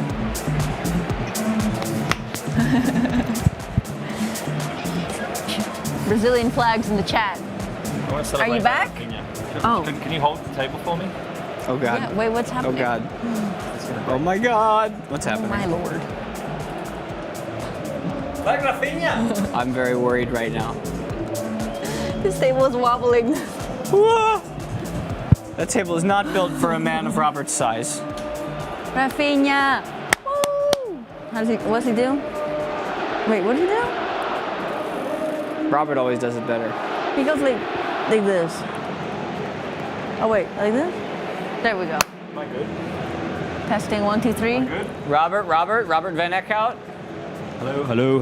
Good. Hola. Okay, well, that answers the We're question. good. Vamos! Come on. Come on. 3-1. Will we score again? Yes. Wow. All right. What a wild sequence of Robert not being able to speak. I don't know what the confusion and, was. Wait. Is he about to get sent off? No. Oh, that was he replay. took out the yellow card. They showed a replay of taking out the yellow card for Otamendi and then the referee waving it off. Also, yeah, I don't know why. I don't expect him to. Also, I don't know. Credit to Alejandro Balde.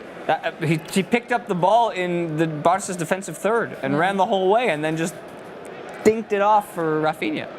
I think we need a clear emoji for Rafinha that is not just the Brazilian flag, because he scores so often. Yeah. We need something for our fans to be able to celebrate with. Have to make a and new for me emoji. to be able to fill the live chat with. As Dani Olmo goes forward, here's Balde. I like Balde's first half. And it is goal kick Benfica. We're up 3-1, guys. Where are the blue and red hearts?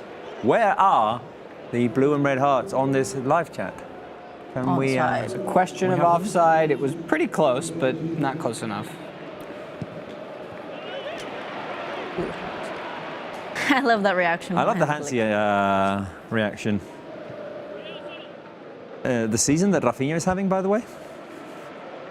You see my heart. Love Rafinha. 3 minutes of added time. 3-1. And I am looking for the blue and red hearts. So Rafinha has scored 11 goals in 10 games? 11 goals in 10 games. Where are we in the season stats? I mean, I'm missing Marc Brau now. Marc Brau usually has these numbers. Yeah. Well, it's his birthday. It's another Rafinha brace. It's just... Let me see if I can find that very impressive. quickly. I was thinking that would happen, but I also was hoping Martinez would score. You predicted 2-0. Yeah. Right now, the only two predictions that are alive, Is yours mine, and the robot. and, sorry, no disrespect, Oh, and Lionel Andres, yes. nice job. Oh, yeah. Nice job, Leo. He knows. Yeah. he's Good got job, it. Leo. Got it unlocked. 3-1. It's actually, this is the score that he's predicted. So, Rafinha has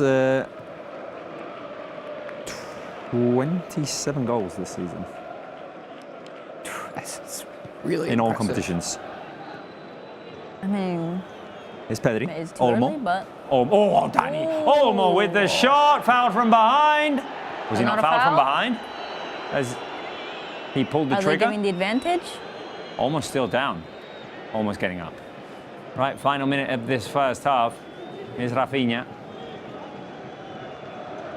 who feels like he has the freedom to roam around today. We've seen him on the near side a lot more today. Here's Frankie de Jong out wide to Koundé. Koundé inside. Lamine Yamal trying to pick it up. Lamine Yamal on the turn. Lamine Yamal tries the roulette. Here is Lamine. Lamine with the outside of the boot cross. He went for it. Into the hands of Trubin. Rafinha raising his thumb for that. And it feels like the first half will end here. I would argue. A little bit. Yeah, you could argue a foul. It was outside the box, so... Well, you're a basketball guy. Like when you're in shooting motion, any contact is gonna Be a foul. alter your shot. I would call that a foul. That's a tough one to see. It's a tough one to see, definitely. Right, first half is over, guys, and the great news is that we are 3-1 up. We took a 1-0 lead. Benfica equalised just 2 minutes after with an Otamendi goal off of a corner kick, but Barca have been superb throughout the first half, managed to score two more. One was Lamine Yamal. Rafinha scored his second after that. 3-1 going into the dressing rooms. I'm asking you, thumbs up or thumbs down for this first half? I'm going double thumbs up. If there was any concern about how the Barca players would be morale-wise going into this game, those doubts have been dissipated. This one is Lamine on the right. This one is Rafinha on the left. Although technically, you said that your left thumb was the right? No, I'm doing it for the people at home. Oh, okay. See, sometimes you have to do in the It's a show television business. business what's called mirroring. Yeah. So that's what I've done today. Okay. And 2 thumbs up. Natalie? Yeah, me as well. It's been fun as a Barca fan, but also I think as a neutral, it's been a great game. But even more so for us. So more goals, hopefully. Let's see, live chat. What are you saying? Live chat enjoying this game as well, going into half-time with this 3-1 result. We've got thumbs up from Antonio J. Vargas, from Aya, from Dan Hahn, from Droid, Imposter 2.0. So the approval rating of this first half is high. I do want to see if Leo Messi thinks that this was a good first half or not. So maybe we, before we go to Pablo Wolves, let's ask Lionel Messi. Did you think it was a thumbs up, Leo? Or was it a thumbs down? Thumbs up? Leo? Leo! Yeah. Leo enjoyed it. Leo enjoyed it. And I think the second thumb is also up there. It's 2 thumbs up. 2 thumbs up. What a guy. There you go. What a guy. Leo Messi with the double thumbs up. Right, we're going to take a quick break here in the studio, and it is Pablo Wolves time. Pablo with the half-time quiz. Stay tuned. We'll be back in just a few minutes. Hello, Robert. Hello, everyone on the couch. Hello to all of the Barca Live fans, and welcome back to another half-time segment here on the show. We've got a quiz coming up for you, and we've also got loads of exciting content to show you that you can see away from the Barca games, especially on Barca 1. We love to show you what's available on Barca 1, and actually I get people all the time on social media or my friends asking me, where can we see the stuff you do? We see you do a daily news program. We see you've got all the games uploaded once they've been played. You've got exclusive interviews that I'm sure you guys see all the time on social media. Where can I get all of this stuff? And I always say it's so easy, and that's why we take advantage here at halftime, just to show you how easy it is.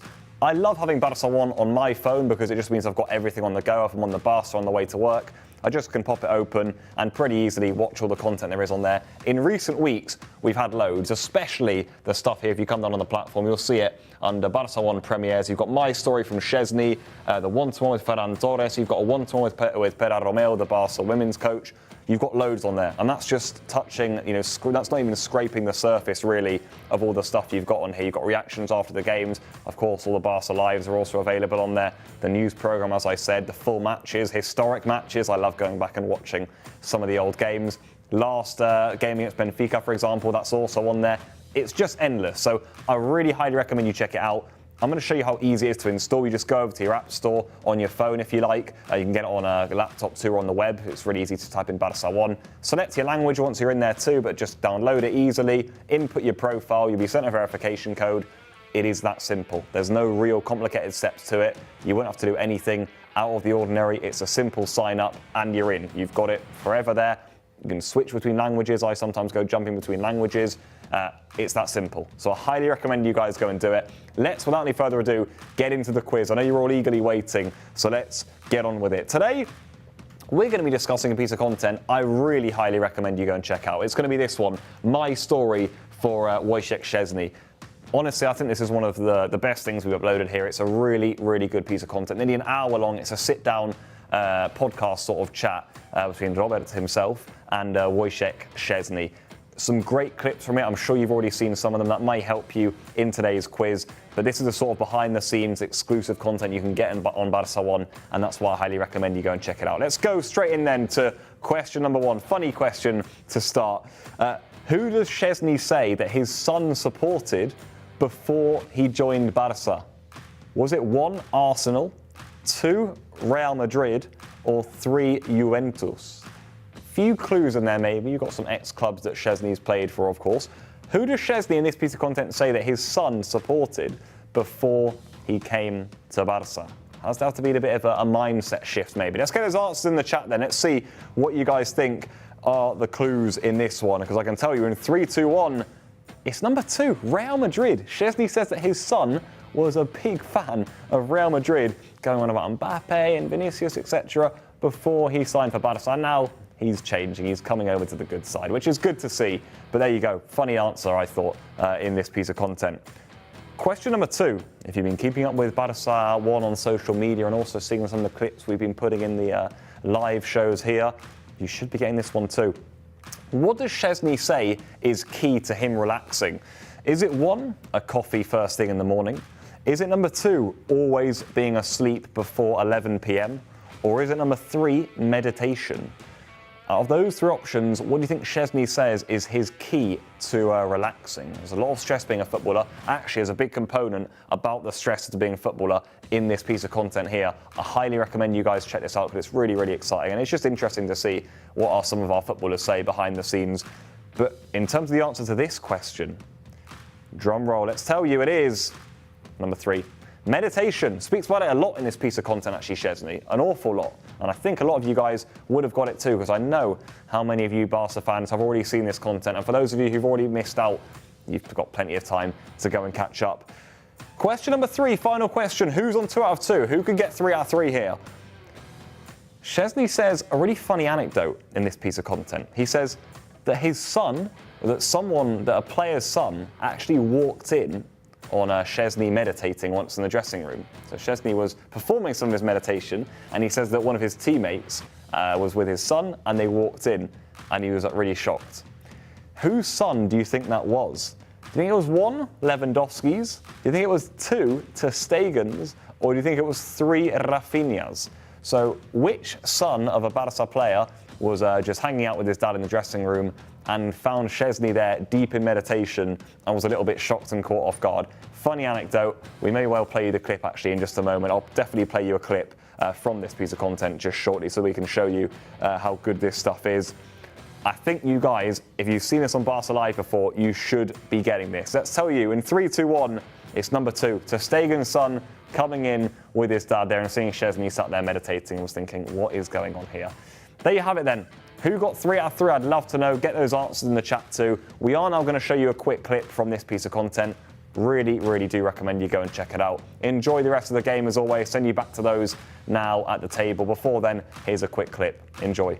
I mean, I'm happy to have made that decision now.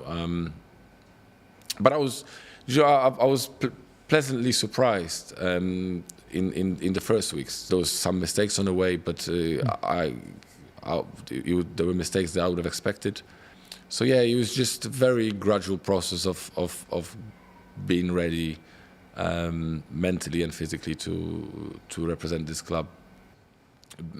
I realized that I cannot bring football home. I don't want my son to see me frustrated after we lose games. What's the best thing about being a dad?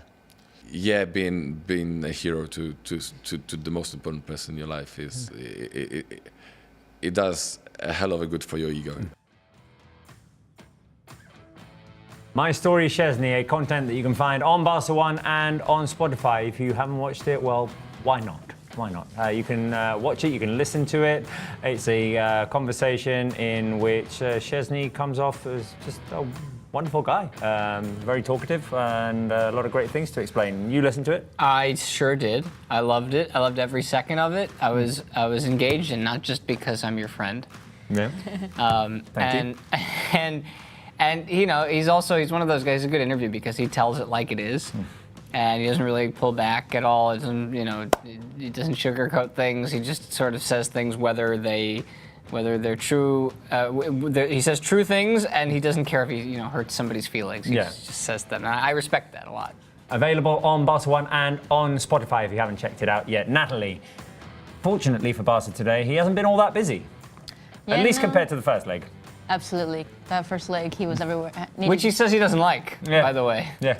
He wants to be bored and just hang out. No. He said he doesn't like games where he doesn't do anything. He doesn't sleep well that night. Exactly. He says he doesn't like the games in which he has very little to do. I mean, that makes sense. He's a goalkeeper. He wants to be busy. But for us as Barca fans, it's better for him to not have to do very much. But I mean, Barca's just been attacking, and that's what we said they needed to do. That's what they've been doing. Hopefully that won't stop in the second half, because even though there were moments where Benfica was holding on to possession a little bit more, we still were able to break through their defense. And what concerns me sometimes with Barca is we hold on to possession, but then we don't do anything with it. And today they've managed to actually hold on to position, create attacking moments, and actually convert those into goals. Yeah. That's exactly what we want to see. Today hasn't been the case of just like holding on to the possession or trying to find the space and playing from left to right and right to left. It's been more about okay, we pick up the ball in our own half, go straight and attack them and find a way to end the transition in the best way possible. And there's been different drivers. There've been in the third goal it was Alejandro Balde. We had Dani Olmo. We had Pedri leading those actions. Lamine Yamal coming in from the right, and it's been a fantastic first half. Very little not to like about Barca's first half. Do you sort of feel a presence of... I know something's going on. I'm trying Do you to. feel- I'm trying very hard. do you feel like- to ignore it? Do you feel like the room in general, the vibe just got a bit goatier? It's been goatee all night long. been very all goatee. afternoon long, right? Very A little cabra, you know? Pulga, you could say also. Yeah, also. I'm trying to ignore it. Spence, very little not to like about the first half. Very little not to like. And fortunately, this team now has a 3-goal lead that they get to protect, which to me seems like now you do change the game plan a little bit. Now you actually think, okay, let's make sure all of our ducks are in a row here when we see Benfica have the ball. Although I will say, although they're expending a lot of energy doing so, Benfica haven't gotten out of their own attack, their own half at all. Thing is, having to look for a goal when they have made it into Barca's half, Barca recover, and that's when we've been able to exploit that space. Yeah. Let's see what happens. Maybe you do stick to the same strategy and go for one more and just. But there were a couple of times when Benfica could have slipped through if not for a very marginal offside, and we've said before. You and I were talking about this on a show recently. You can't play the same way all the time. Sometimes you have to know the situation. Yeah. Best player of the first half. When Jordi Cochran and I talked, we agreed that there were 3 names: Lamine, Yamal, Rafinha, and Balde. You could put Pedri in there as well, but I thought that Balde was formidable in the first half. Yes. Rafinha scored 2 goals. Excellent. Lamine Yamal, just There's no contest. an agent of chaos. An agent of chaos. I like that. I like agent of chaos. Yeah. Maybe. That should be like his next collection of Agente de clothing or Caos? something. Yeah.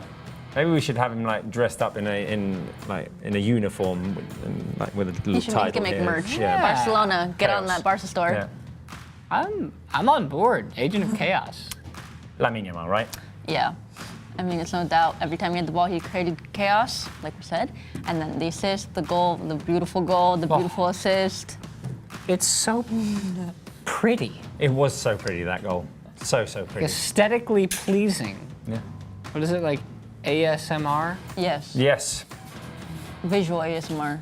It was like, ASMR noise all the way as it floated in, all the way there. all just the way in into the slow back of the net. motion. I just Zen mode. You know, I always talk about the Messi header in Rome as being a goal that In is slow motion. designed to see in slow motion.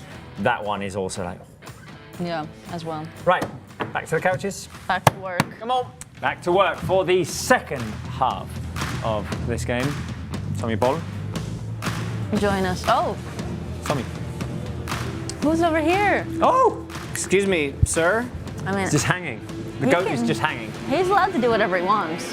I think he's earned that. Leo, This is so exciting. I'm such how a we big, doing? I'm I such- like Leo's socks. I'm such a big fan. Oh, pizza. Such a big fan of your work. Yeah. Thank you for coming on the Pizza show. Italiano. How do you think Italiana. Leo will react when he realizes what socks I'm wearing? Oh. Oh, a little tear. What do you think of that? Yeah, Leo likes it. Leo's a cool cat, you know? Right, My cool. mom's a big fan. There we go. Barca players coming back onto the pitch. Are you staying or are you going, Leo? Leo's fine. Okay, Leo's chilling with us. Leo's chill. Leo's I love chilling. this. Yeah, we're good. Why would you ask the goat if the goat wants to leave? Just hang out. I don't know, I mean- it's fine. Would you be comfortable with Michael Jordan in a room for like a full 90 minutes of football? I'd make it work. Always be a little bit tense though, just wondering, is he having a good time? Is he finding me annoying? I think for a game like this, it'd be okay. I don't know. We were just talking about being starstruck this weekend. We were having a conversation about that. It's an interesting debate to have. Yeah. We can get into it later on, but it's just like the idea of which type of people or which type of celebrity would you be totally comfortable around, and which type would you start to get nervous and shaky and a little bit anxious or just starstruck. Yeah. Because the place that we stayed in Italy over the weekend, we were neighbors with George Clooney. Ooh. Wow. He has a Did you see house. him? No, we don't think he was there. He has a house in the same tiny little town that we were staying in, and we saw the house. Como? Yeah. We saw the house, and we were basically neighbors, and we thought, like, what happens if we see George Clooney? And we were I wouldn't thinking, be like, hey, starstruck. Georgie boy, how's it going, man? I don't think I would be starstruck with George Clooney. I don't think so either. No. Would you? If I don't George know. Clooney walks in here right now, do you get nervous? I'm the type of person who would be like, I don't want to bother you. I'm not going to talk to you. No, but if George comes in and wants to sit down and do Barca Live with us, I think I would just be shocked, like, why? George Clooney. Yeah, it's a complicated I think it depends question. on the situation, like where you meet them. I mean, I said to in that conversation with Tech, which if you haven't checked it out, why not? Promo. I said to him, before interviewing players, and I've been doing it for a while now, I always get butterflies. I always get nervous before starting. But I think that's more Like you don't want to be because annoying. you want the content to work. You want to create an atmosphere in Right. which the player is comfortable. It's more about me than the actual player. Right. Yeah. About my performance that day. Yeah, that's normal. And yeah, careful because Barca are going forward and Pedri's feeding it out wide to Rafinha. Barca were playing direct. Rafinha unable to get past the defender. Yeah, just to finish it off, it'd be someone like with a personality like Michael Jordan. Someone who Intense. is intense and is in. Oof, we almost had a camera accident there. Ooh, very expensive equipment, almost toppled over. Can we get some airplanes, that was please? a save? That was a hell of a save.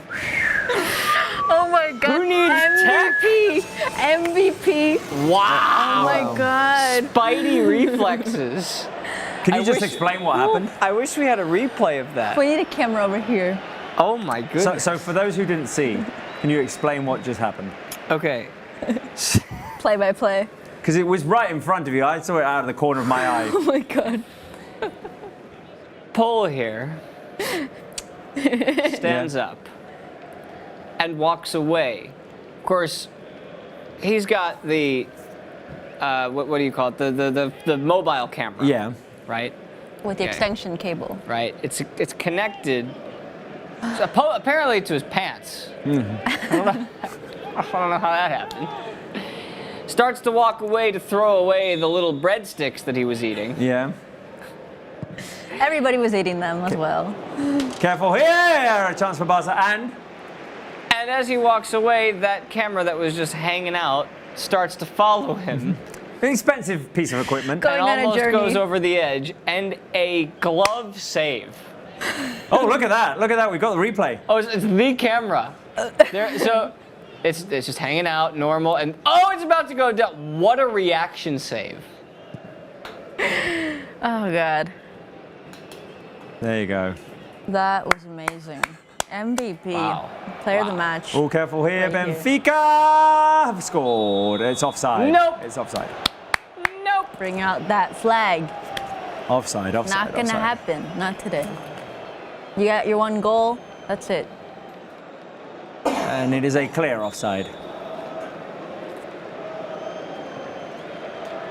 I'm listening to Mauri. Can you cut? Yes, thank you. Right, so who would you be starstruck by then?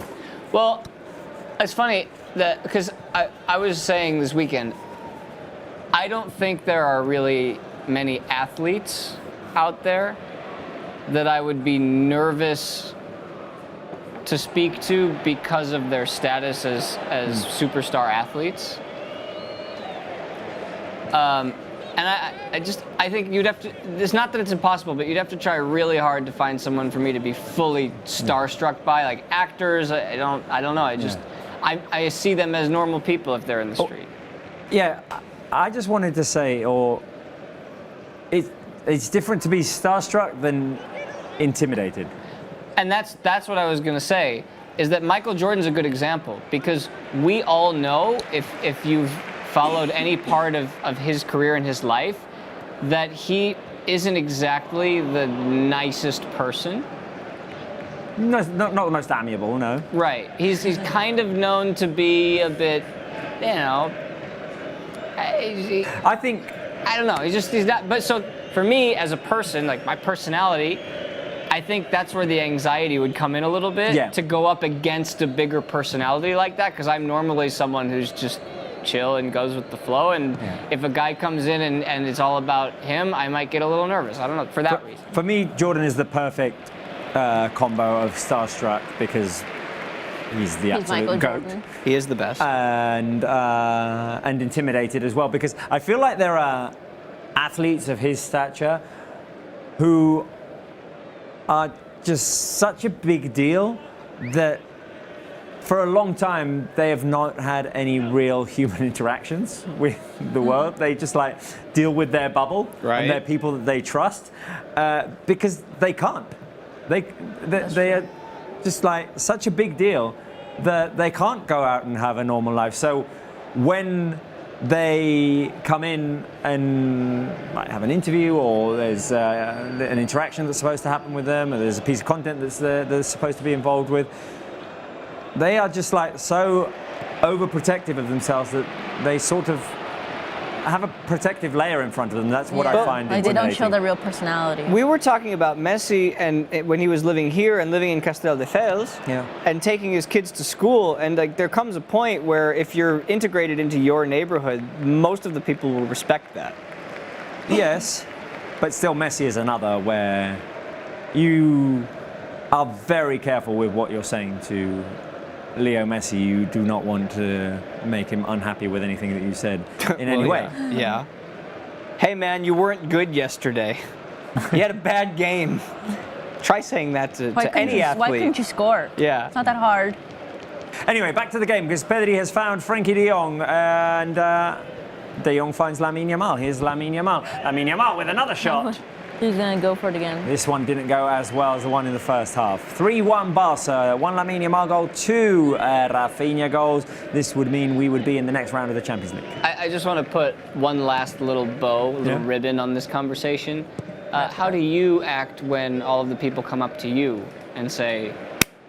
Literally, I love Barcelona. No one has ever come up to me and asked me about Barca Live, which is something that I'm so happy about. Wait a minute, I'll add something to that, but Rafinha plays it into the box. Benfica try to clear and do manage to. There are two things on that. One is, literally no one has ever stopped me and said, hey, you're on Barca Live. It's like, hey, I'm perfectly fine with that. I in no way search for that. You can't be bothered. But there was this funny situation when I did a couple of years ago with Georgina a live content from Spotify Camp Nou. It was for Cupra, and it was all of these YouTubers and influencers who had a tournament, and I was just there as a Barca Live host and got to play football on Camp Nou, which was very cool. So apparently all of these YouTubers and influencers are a big deal. Yeah. And there were thousands of people at Spotify Camp Nou there to watch that tournament. And then when we were about to leave, there was piles of people just waiting for those YouTubers to drive out of Spotify Camp Nou.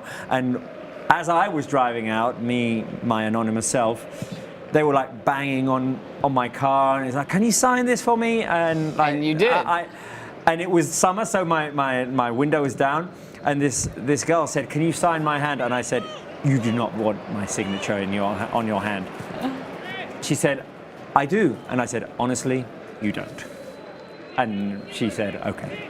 Oh, but maybe she was a fan. No, she was not. I did say to her, "You don't know who I am," and she said, Well, that means you could have signed it as anybody. At least she was honest. "Oh yeah." Lionel Messi. But as Barca attack here, Alejandro Balde. You could have signed it as Balde. Was that scary when they were tapping on your car? No. Oh, that seems scary to me. It wasn't like, it wasn't aggressive banging on the car. Okay. Benfica clear, and we'll get back to the game, 10 minutes played. But I do want to say something. I've never been recognized for being on Barca Live, but there is someone on this show who was recognized once. That did happen. Really? One time. Never forget. Do you think that fan is watching us right now? But they recognize you from Barca Live. Would hope so, yeah. Oh, that's I was on a cruise in Norway. Oh, If you are the so fan random. who recognized Spencer Siegel on the boat cruise in Norway, raise your hand Where were on they the live from? chat. Let us know if you are here with us Belgium. today. Wow. What did they say to you? Yeah, I think you're. They were a big Barca fan.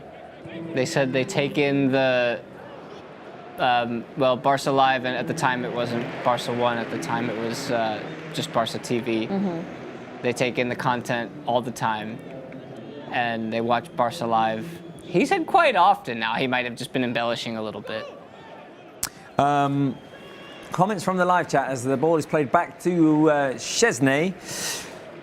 Lamine Yamal, a user called Lamine Yamal saying, "Playing while commentating. Sorry guys, we'll score another goal soon." Okay. Hope you do. I hope Maybe you do. get off your phone. Yeah, exactly. See, Alia says that she would recognize. Oh, here we go. Dani Olmo. Over to the left, Rafinha, could this be a hat-trick? No, he decides to switch it over. Neither Lewandowski nor Dani Olmo could get to it.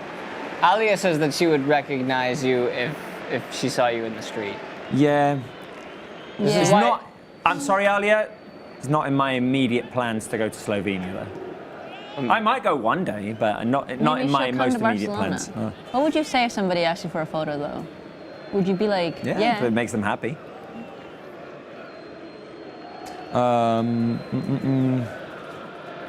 This second half, by the way, is going exactly the way we need it to go. It's just kind of rolling along. The clock is ticking.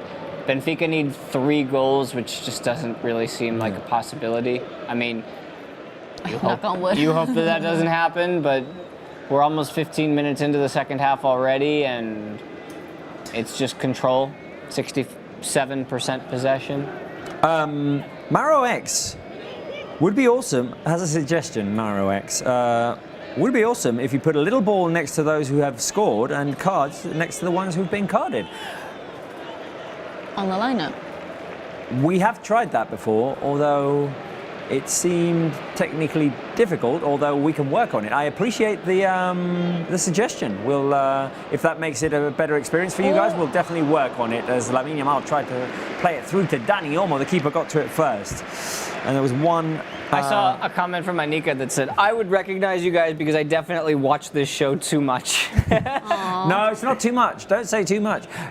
Good things are happening while you're watching this show, Anika, and we want good things to happen from now until the end of the season. Yes, and forever on. Right. There is one thing that I need to send through to my good friend Jordi Corcoran, so maybe you can take over with the commentary for just 20 seconds, guys. The last time that happened, Barca scored. Yeah. So it wouldn't surprise And then me. Robert got up on the table. Yeah, like Rafinha. Exactly like Rafinha. Nothing is happening in the game.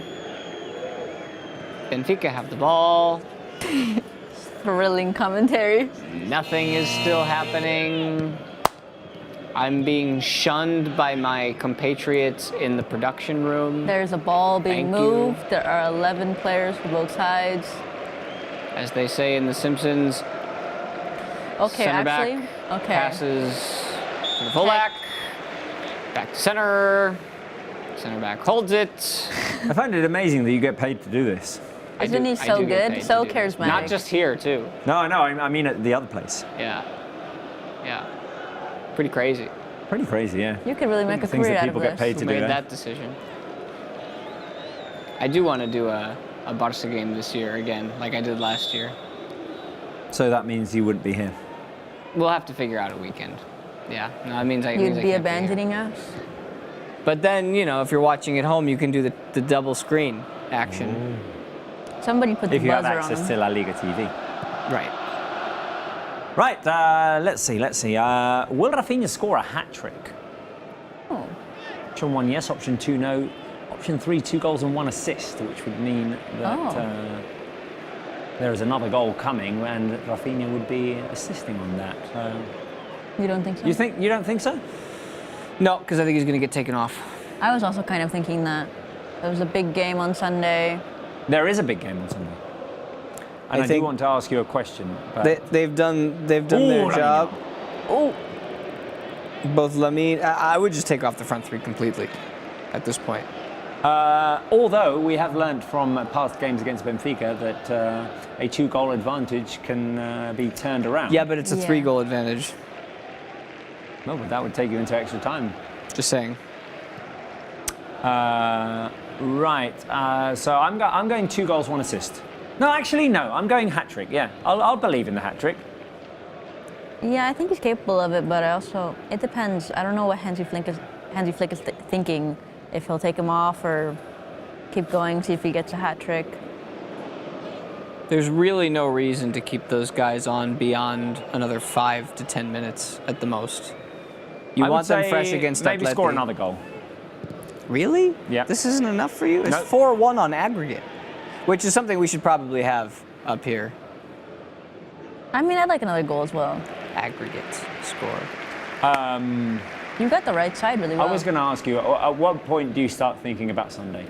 Because Sunday Probably is now. Atletico Barça. No, Now? probably. Do you know how big of a game that is? I'm not saying this game isn't big, but the job's pretty much done here. Yeah, Sunday's a big game. It's major. Which game is most important though? That's a dumb question. Why is it dumb? Because you ask any manager which game is the most important, they're going to tell you the Right next now. one. Oh, the next one, exactly. They're all important. Importante. Important. Ooh. Oh, that slide. I mean, I think tonight's because it is the game that we're focusing on right now. Also because it is the Champions League and Barca want to regain some street cred. Yeah, street cred in Europe. Some status. Yeah. Because it's true. I think they have though. Although the Atleti game in La Liga It's huge. is huge. We haven't beaten them yet this season. Yeah. No, it's massive. That'll also be a chaotic game. And Atleti just lost in ridiculously heartbreaking fashion on Sunday to Getafe, which we've been there. When I saw We've that, been I was very shocked. Arambarri, twice. Yeah. And remember, Madrid are, even though we're level on points with them right now, we've got an extra game to play. Yeah. So we've technically got this kind of 3-point lead. Who knows when that game will be played? I don't know when you're going to play midweek football for the next 2 months, but they'll find a time. It depends really on whether Barca advance into the next round of other competitions. Champions League and Copa del Rey. Yeah. If we sadly get knocked out, there'll be more available dates. If not, I think it's not until May that you can play that game. Yeah, it'll probably be like. Which is sort of silly. There's no contingency plan if anything goes wrong. Be it what happened on Saturday, be it a weather event. We're trying to have a conversation. We're trying to have a conversation. Can you please calm yourself? Yes. Read the room. These AI. What? Don't forget about me. My correct prediction is still very much alive. Is it? But we don't want you to get your prediction We don't like right, you. So. Yeah, that's tough. No. Can we put it on like a sleep mode? Yeah. Does the Barca official intelligence have a flight mode? Oh, airplane mode. Airplane mode? I wish. I really wish. Maybe we should have like we should design an airplane emoji or something and just stick it on the And stick it over its dumb face. Yep. Which looks an awful lot like yours.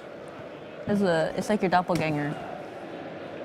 Oh, here we go. Here we go. Okay. We're off to the races. Frankie de Jong has Rafinha. On the left, Lamine Yamal on the right. Frankie de Jong to Lamine Yamal. Koundé back flick. There we go! That was Rafinha's hat trick. That was Rafinha's hat trick for you. And Frankie de Jong got to it first and sent it wide. I feel like Frankie could have even shot it before he passed it. Frankie hesitated for a bit. That's a wonderful touch by Rafinha to get it to Frankie. Like from outside the box, Frankie could have taken it. It's a good thing that Frankie got to it. Actually, yeah, Rafinha would have been offside. Rafinha would have been offside. Yeah. Can Barca recover here? Who's the first sub going to be? Gavi? Fermin? Ferran? Gavi was warming up. I'm going to go Ferran. You go Ferran? For Lewandowski? Yeah.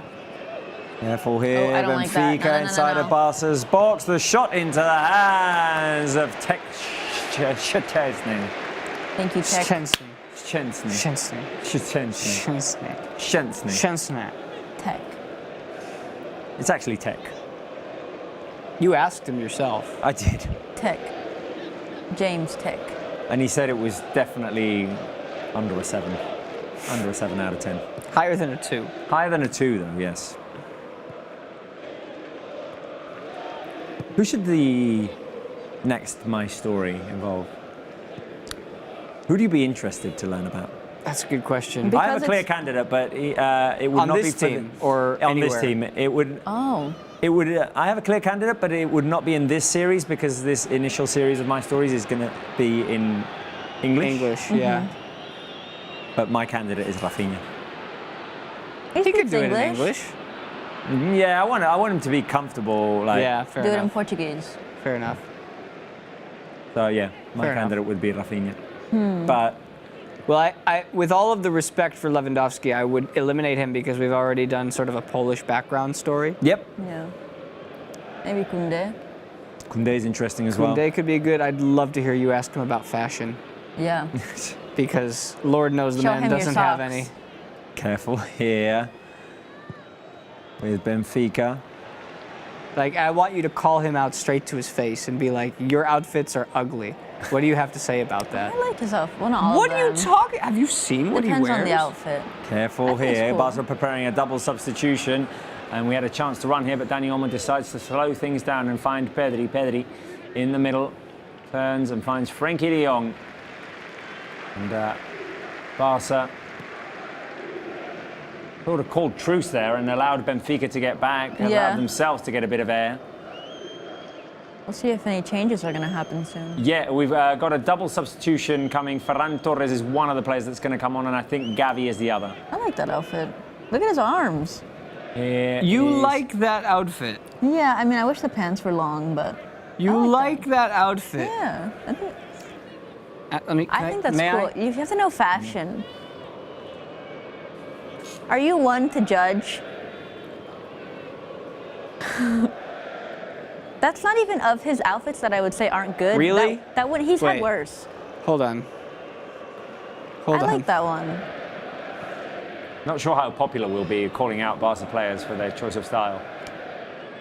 That one's not that bad. It's just because he's wearing shorts that you don't like it. That's true. Right, well, anyway. Anyway, At least it's different. that's true. He tries something at least different. Tries to be different. Here, Balde trying to connect with Rafinha. Okay, so Gavi and Ferran Torres are the next subs coming on. Who do you feel will be the players who are coming on? And it's going to happen right now, so quick call. Lewandowski and the you Levy say, and Olmo. you say the other one. I was going to say Olmo. Almost one. Okay, got it. And Levy's the other. Yay. There we go. Round of applause for Dani Olmo and for Lewandowski, who's saving his goal for Sunday in a There show you go. in which Yumi and Alex are together. Yeah, well, this is all on you at this point. Nicely done, boys. Well done. Applause emojis on the live chat. Lewandowski and Olmo off. Gavi and Ferran Torres on. Ooh, Gavi. Let's go. You couldn't debut your new celebration for Olmo, but that's okay. That's okay. It's all right. We hadn't seen Gavi in a while. Yeah? Yeah. He'd been out. He had a fever. Benfica have also made substitutions. Barreiro, Belotti have come on. There's lots of games, so he can pop up. Yeah.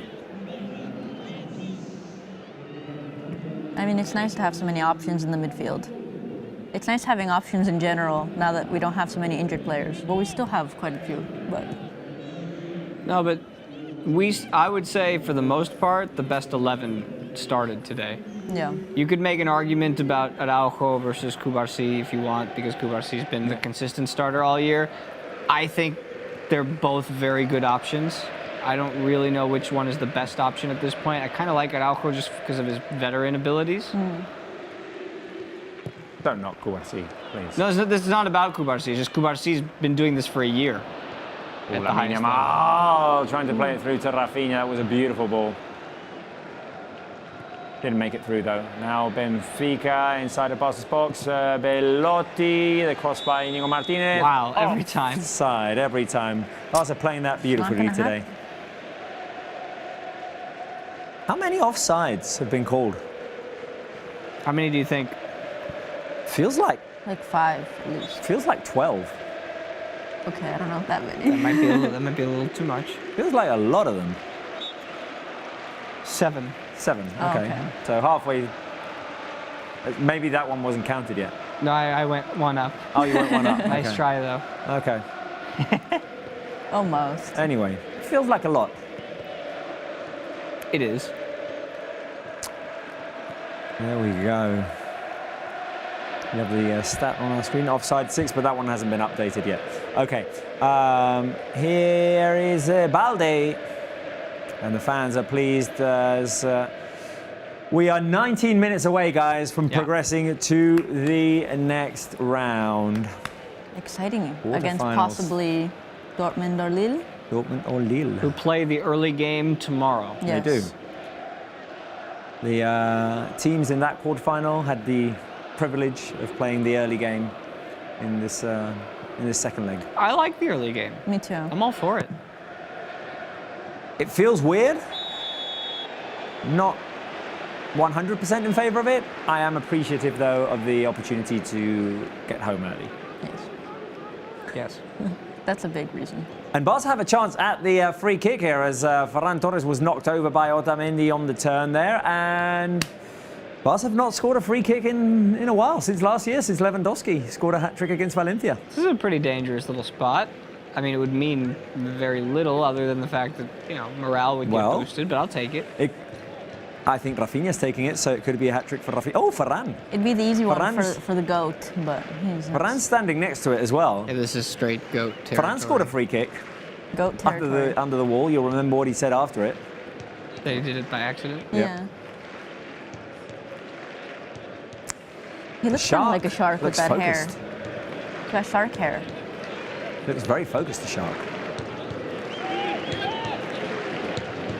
Right, is it Rafinha or is it Ferran?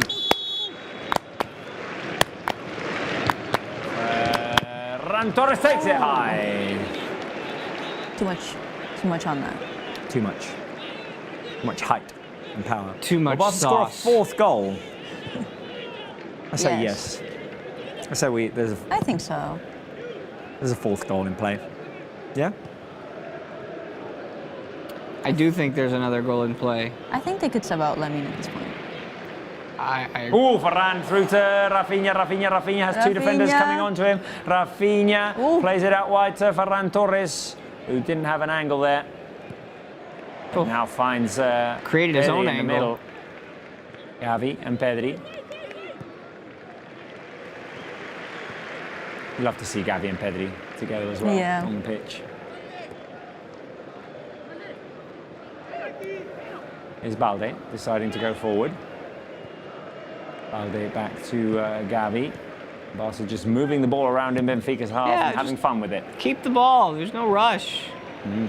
3 goals to the good. Just chill. Don't let him have it. This is killing the game off. Koundé back to Boring is okay. Szczęsny.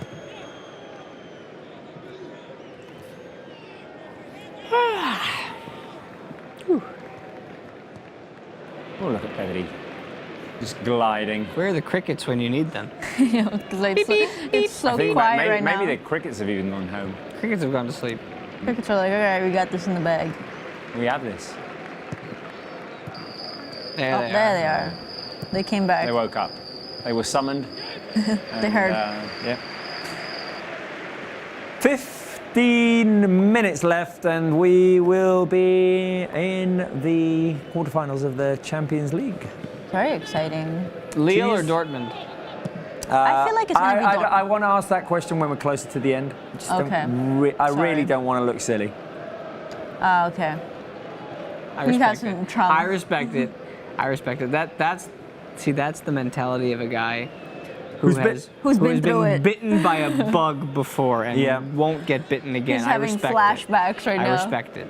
So many. Yeah. So you many imagine? memories. So many Barca Live memories. Could you imagine if Benfica actually scored 3 goals in these 15 minutes? I mean, with Benfica, like, anything could happen. Although they do look like Defeated. they have been. Yeah, they look defeated. Yeah. It's because they are. Yeah. In fact, I'm gonna call it. Any given event, though, can capsize things, can turn them on its head. The event has to be a goal. Because there's no other way around. No, there's no other way out of this for them. They need 3 of them. So the first event needs to be a goal, which they might get right now. I don't like this. I don't like it either. Benfica inside of Barca's box. Shot blocked. Okay, get that out of here, please. Powerful block. Another shot, which is going to go wide, and it's going to be a corner kick. I'm not nervous. No? Nah. Although they did come pretty close to scoring that. The fact that you were talking about this and they were getting really close, I was like, what's happening? ¿Qué vas a hacer? Nada.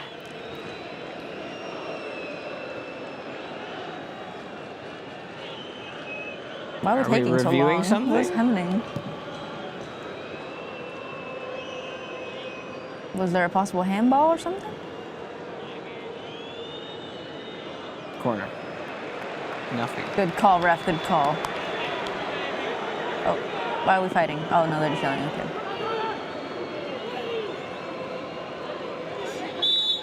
Right, a corner kick to Benfica, 77th minute. Keep an eye on Otamendi, please. Careful with the header. Benfica will pick it up on the right-hand side. I like the players warming up that are just watching. Another corner kick for Benfica as the cross went in. Took a deflection off of Gavi. This is a good time to put the "how nervous are you?" question up there. Just on a scale of 0 to 10. Okay, on a scale of 0 to 10, live chat, how nervous are you? A 1, maybe, just to keep myself like, Engaged. I mean, wait, what's the highest? 10. Okay. No, I'm like a 1. I mean, I was less, but now that Benfica has the ball a little bit more, but I'd say like a 2 max. How nervous were you at the start of this game? I was a 1 as well. At the start of the game? Yeah, full trust in maybe I was Barca. like- I was thinking about it as I was Maybe going like to. a 3. Yeah. Just because you never know, but I had trust in this team, especially As the I way was they're going doing. to edit the videos that we're showing in today's show today, walking into the editing room, I did think I'm not feeling nervous in a Champions League way today. Which is a nervousness that we felt before, but at the same time, I remember last year's PSG second leg, there was no nervousness. Oh, going I into was that game. I was very nervous that day. After the red card. No. I mean, but well, Barca had a lead. nervous being like, once again, to use the term, butterflies, like excited. Yeah. I just wasn't feeling the Champions League like nerves or excitement or anything today. I thought the team were going to get off to a good start, win. Yeah, I just had good vibes today. I just had a good energy. I felt like we're going through. There's no need to worry. I think maybe like the first leg I was a bit more nervous. Yeah. After the red card, especially. Oh no, but before the game as well. Careful here. Renato Sanchez driving like that. forward, taking it to his left, shot high, goal kick. We'll take shots like that all day. Yep. Sometimes it's just not your night. Is this game over yet? No, I agree. We got 10 minutes. What can we accomplish in 10 minutes? Why don't we take Lamine out? Of real broadcast? time? Yeah. What can we accomplish? I don't know. Like trying to take a nap or something. Are you a power I napper? hate being on the clock for naps. Yeah, it never works. I hate taking a nap and having to set an alarm because I have to leave the house, let's say, in like the following half an hour. You can't get to sleep. Like, no, yeah, it's me against the... Okay, I've only got 18 minutes now. And also, if you do fall asleep, you wake up and you're like, ugh, you don't feel better. If I manage to get this to sleep, it's actually an all right nap. But yeah. Okay, Barca are making 2 more substitutions. Fermin and Casado are coming on. Can we put Leo in the game? That'd be great. That'd make it exciting. He just all of a sudden shows up. I'm ready, guys. The crowd, can you imagine just Messi showing up? Messi. Lamine we Yamal taken off. I'm standing up for this. I'm standing up. Give him a-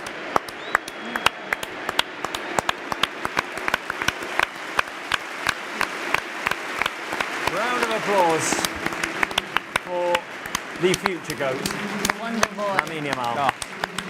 What a beautiful goal, what a beautiful assist. Frankie de Jong also taken off. Even Leo knows it. Yeah, Leo knows. He's proud of him. He blessed him when they had that photo shoot. Round of applause, guys, for Lamine Yamal. Even the GOAT is applauding, even the GOAT. What a beautiful goal by Lamine Yamal. Oh, otherworldly. Good stuff. All right, well, rested quite a few players. Still time for Rafinha to score.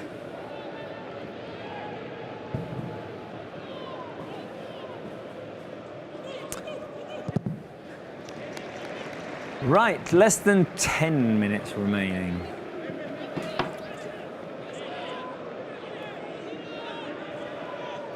How many Masia players do we have on the pitch right now? Balde. Yeah, there's no Kubarsi, so yeah. But Balde, Gabi, Fermin, Casado, Lamine was taken off. Oh, so just 4. It felt like more. Okay, incoming cross. Arsenis with the cross cleared by the Barca defence. Now Benfica play it back in. Careful here, careful. Let's keep it the way it is at least. Yeah, Renato there's no Sanchez, need to the cross. Inigo Martinez tries to clear. Well defended again. And offside called against Benfica. And it's just not been their night, really. Let me check on that. It's going to be an offsides.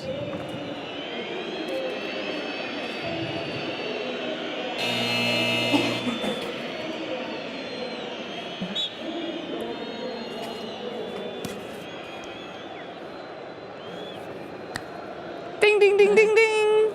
Offsides. Yay. We're celebrating offsides. We're just delusional. All of at the this point. excitement came in the first half, and that was fine. That's Barca all we got need. the job done in the first half, essentially. Yeah. That's the Hansi way. Win the game in the first half. What big chances did we have in the second? The De Jong one? Yes. And the De Jong one? And there's a couple of passes into the box, a couple of connections, but no, nothing. It was that. That was it. Yeah, it was a Lamine Yamal shot which went high. Ferran Torres free kick which went high. Yep. But we didn't really allow Benfica to Do anything. do anything either. How many chances have they had? 1, saved by Chesney. Chesney.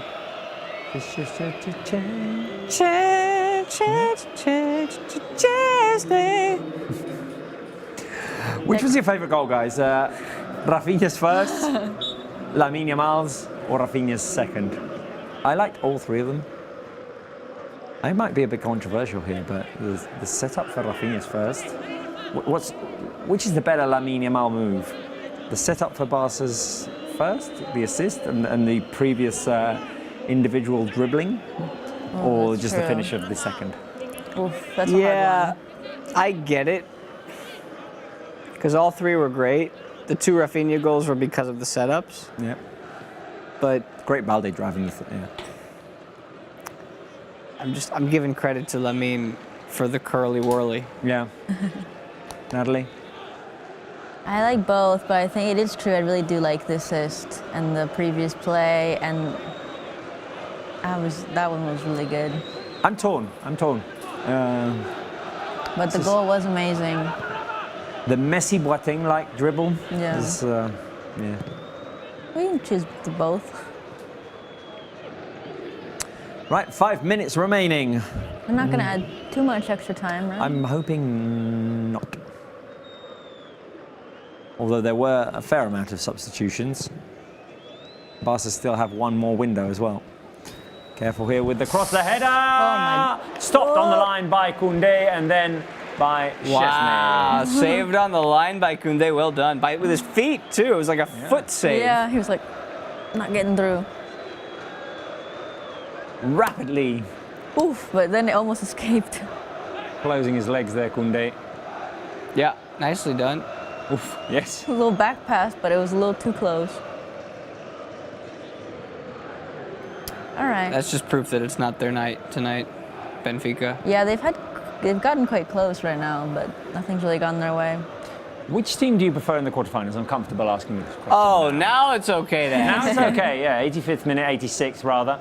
Borussia Lille, or you just don't really care that much? Now that you've gone in this direction, a very, very, very, very minuscule small part of me wants Benfica to come back.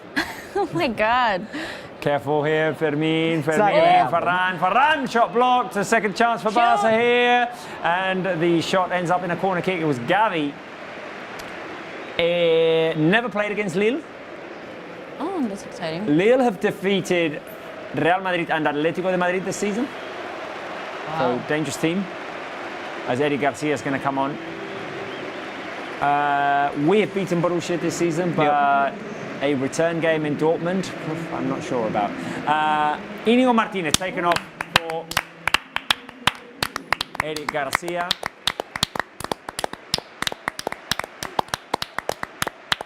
And a little hug between Hansi Flick and Inigo Martinez. Eric gets the final minutes. Well, he's going to score a goal here. Oh, he might score a goal here, just having come on. A dream scenario. Come on. A nightmare for Benfica again. What's going on inside the box? What's the whistle?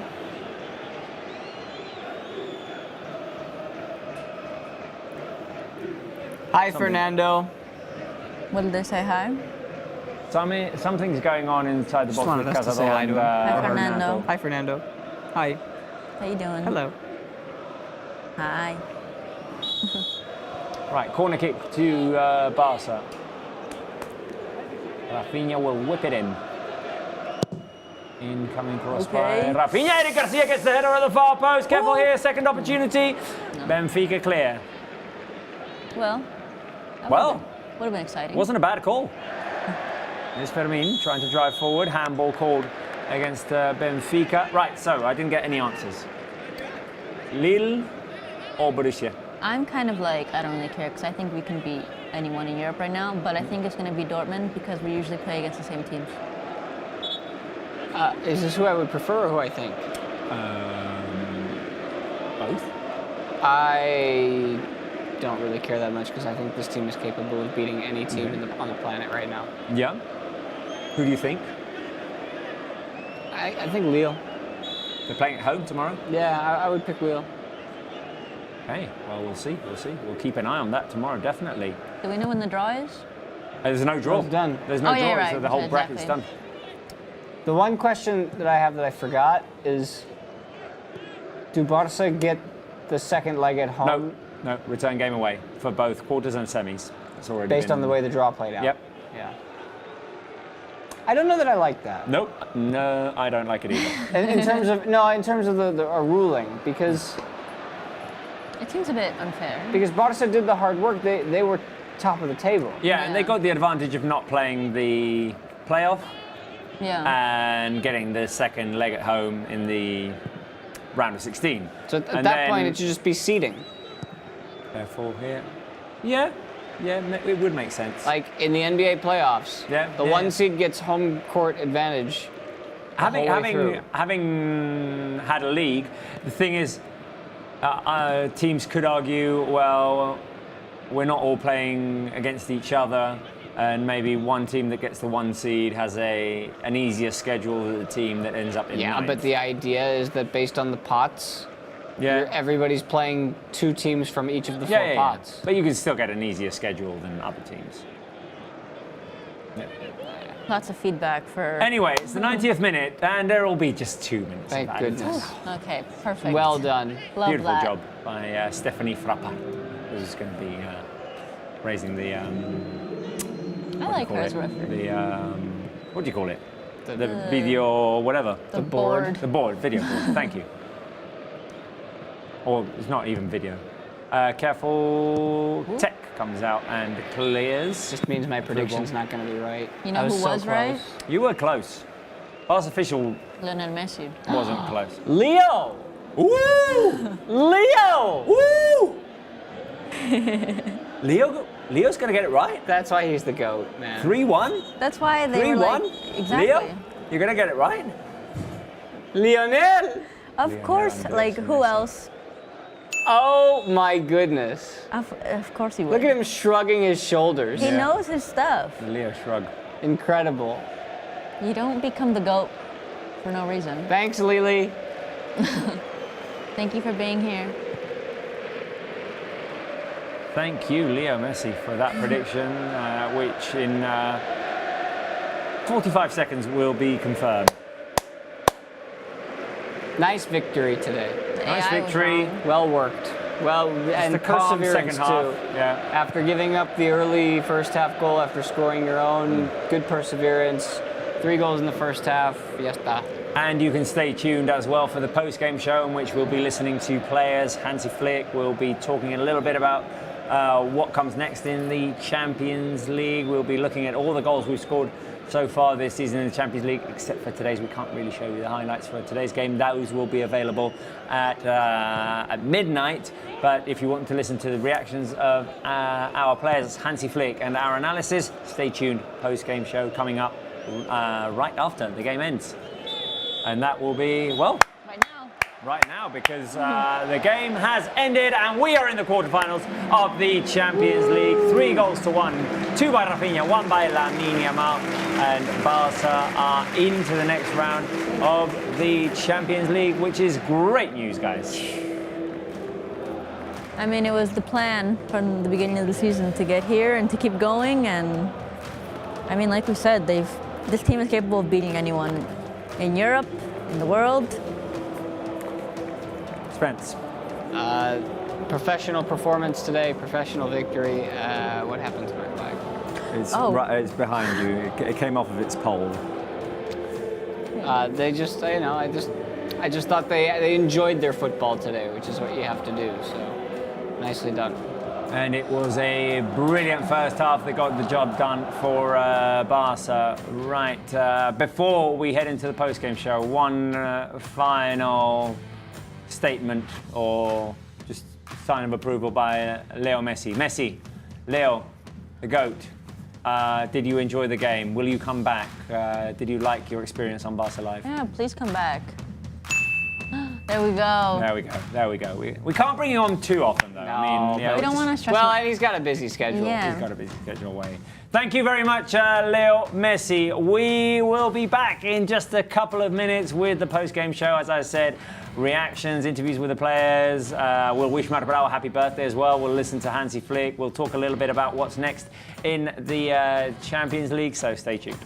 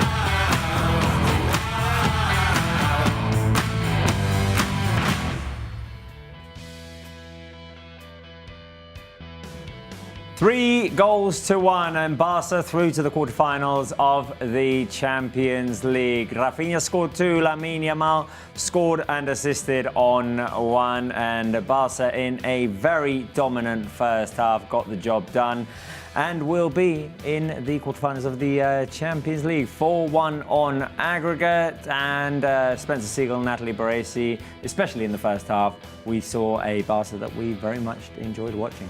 Yeah, this was a fun game, at least in the first half, to watch, and a tranquil game in the second half.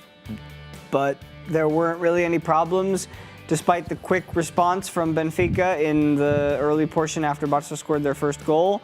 And this is the type of game that I thought, although they did well today, the tie in general, I thought they did most of the hard work in winning this tie in the first game last week, based on what they did with 10 men. Indeed, coming home with a 1-0 win from Portugal in that game in which we had to resist 70 minutes with one player less was definitely an advantage going in today. We were concerned about how the game might start, seeing that Benfica had hit us early in both games in Portugal. Barca never really gave them a chance to do so, though, today. Yeah, I mean, we knew that Benfica would try to come out, score goals early, but they never really got the opportunity to do so. And tonight we weren't really worried, except for when they quickly tied the game. But after that, like you said, it was just a professional game. Barcelona dominated pretty much the whole time. I was never really scared of any moment, and this is exactly how we need Barcelona to play, and it shows like this is a team that you need to be careful for in Europe. Maybe people have kind of forgot about Barcelona in the Champions League because we haven't had as good of seasons, but this season, like, Barcelona, be careful with us, okay? Because we can compete with Real Madrid, we can compete with Bayern Munich. We've beaten the smaller teams, we've beaten the bigger teams, and this was just a very solid match. And we're waiting for reactions from our players who will be talking to Marbral. We'll listen to Hansi Flick as well throughout this post-game show, and later on we'll be talking about our possible opponents in this next phase of the Champions League today. But tonight is a night to celebrate the attacking football that Barca played, and that was channeled mostly in the first half through Lamine Yamal, who was simply spectacular today, still at the age of 17. He played an all-time level performance. It was a complete game from him. I don't think he made any mistakes that I can think of anytime the ball came to him. And for a 17-year-old to do that on this stage, it just goes to show you what he's got in terms of quality and talent, which we already knew existed. But we mentioned it, he hasn't been scoring a ton of goals lately, but he seems to come up in moments like these when it matters most. You saw early today, Natalie, that he had it. That whatever it is, today he had it. It was a spark. He saw that he had an advantage in that one-on-one that he had with the Benfica left back.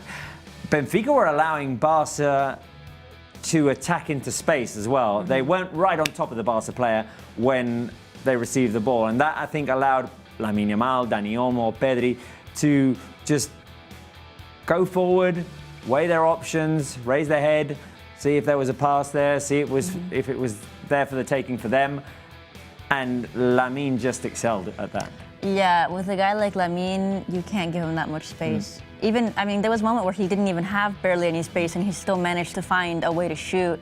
He's just, like you said, he's not from this planet. He's a guy that you can't give him any space.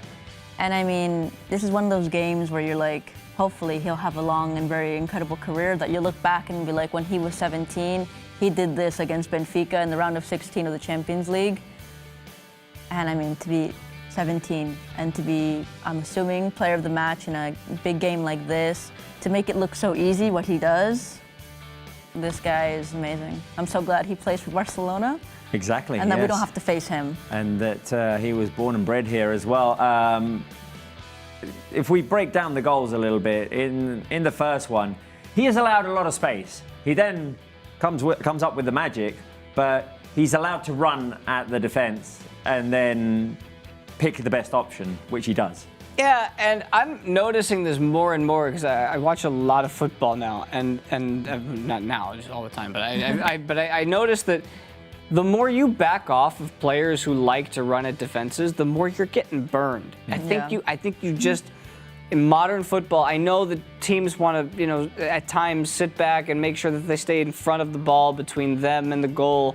But there are times, I think, especially with certain players, you've got to go get the ball. You've got to go, and sometimes they'll go around you, and that's fine, and that's when you bring somebody else in. But for Lamine, you just said it. They gave him so much space to make that play, and the same for the second goal, and the same for Balde. It was Benfica backpedaling, and Barça just saying, "You're going to give us a space, all right, let's go."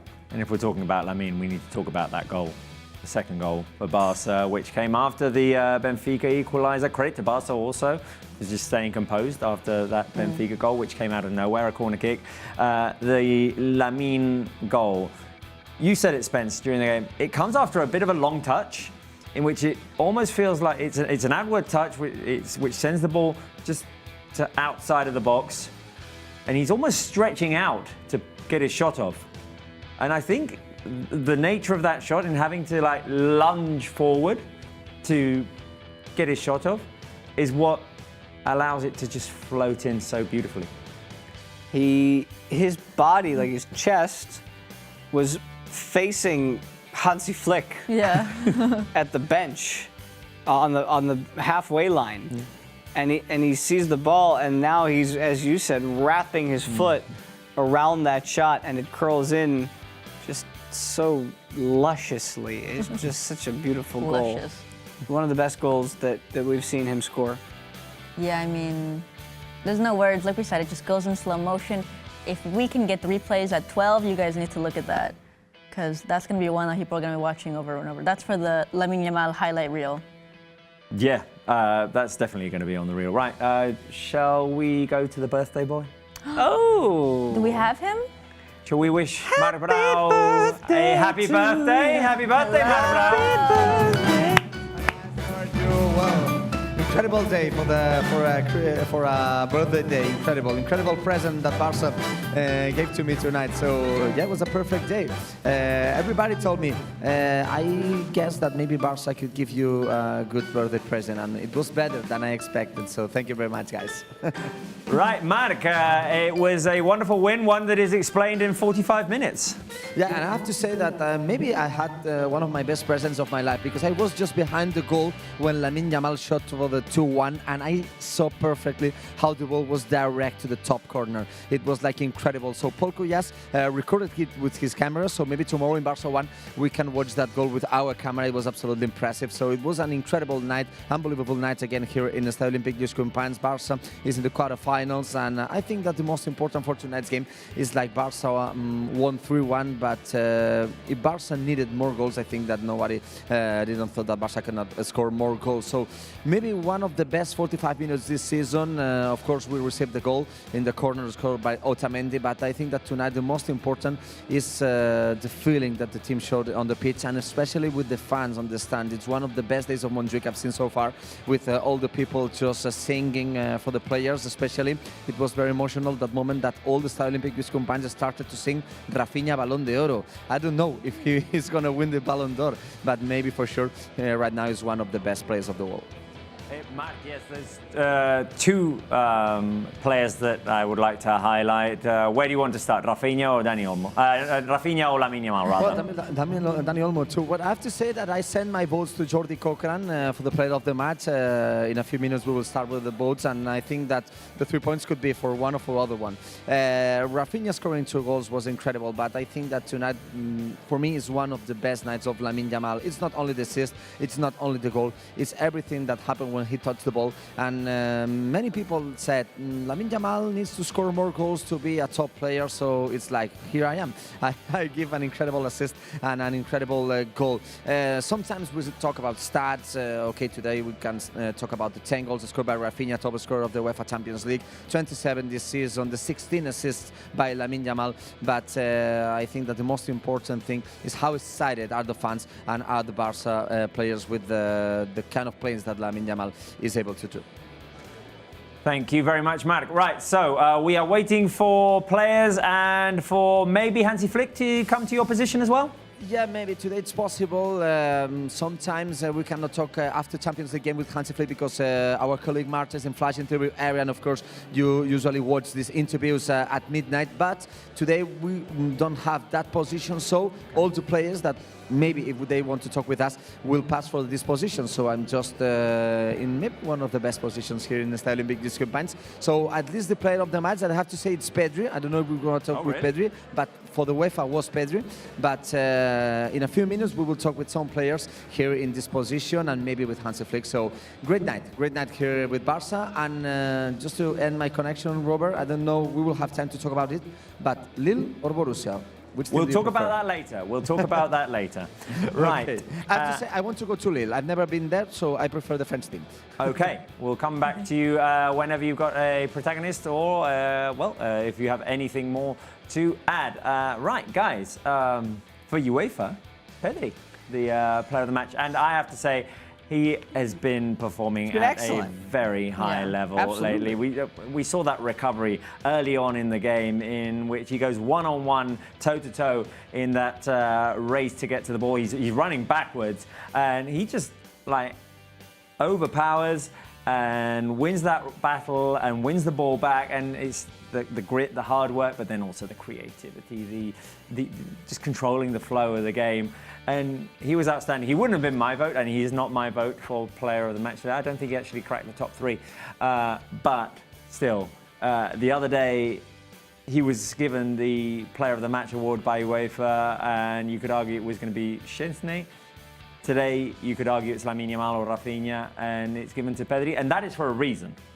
Yeah, I would look at this from two different sides, because Pedri is the type of player that we've seen over and over again doesn't quite get the credit he deserves for the style of play that he delivers on the pitch, because a lot of it goes unnoticed at times.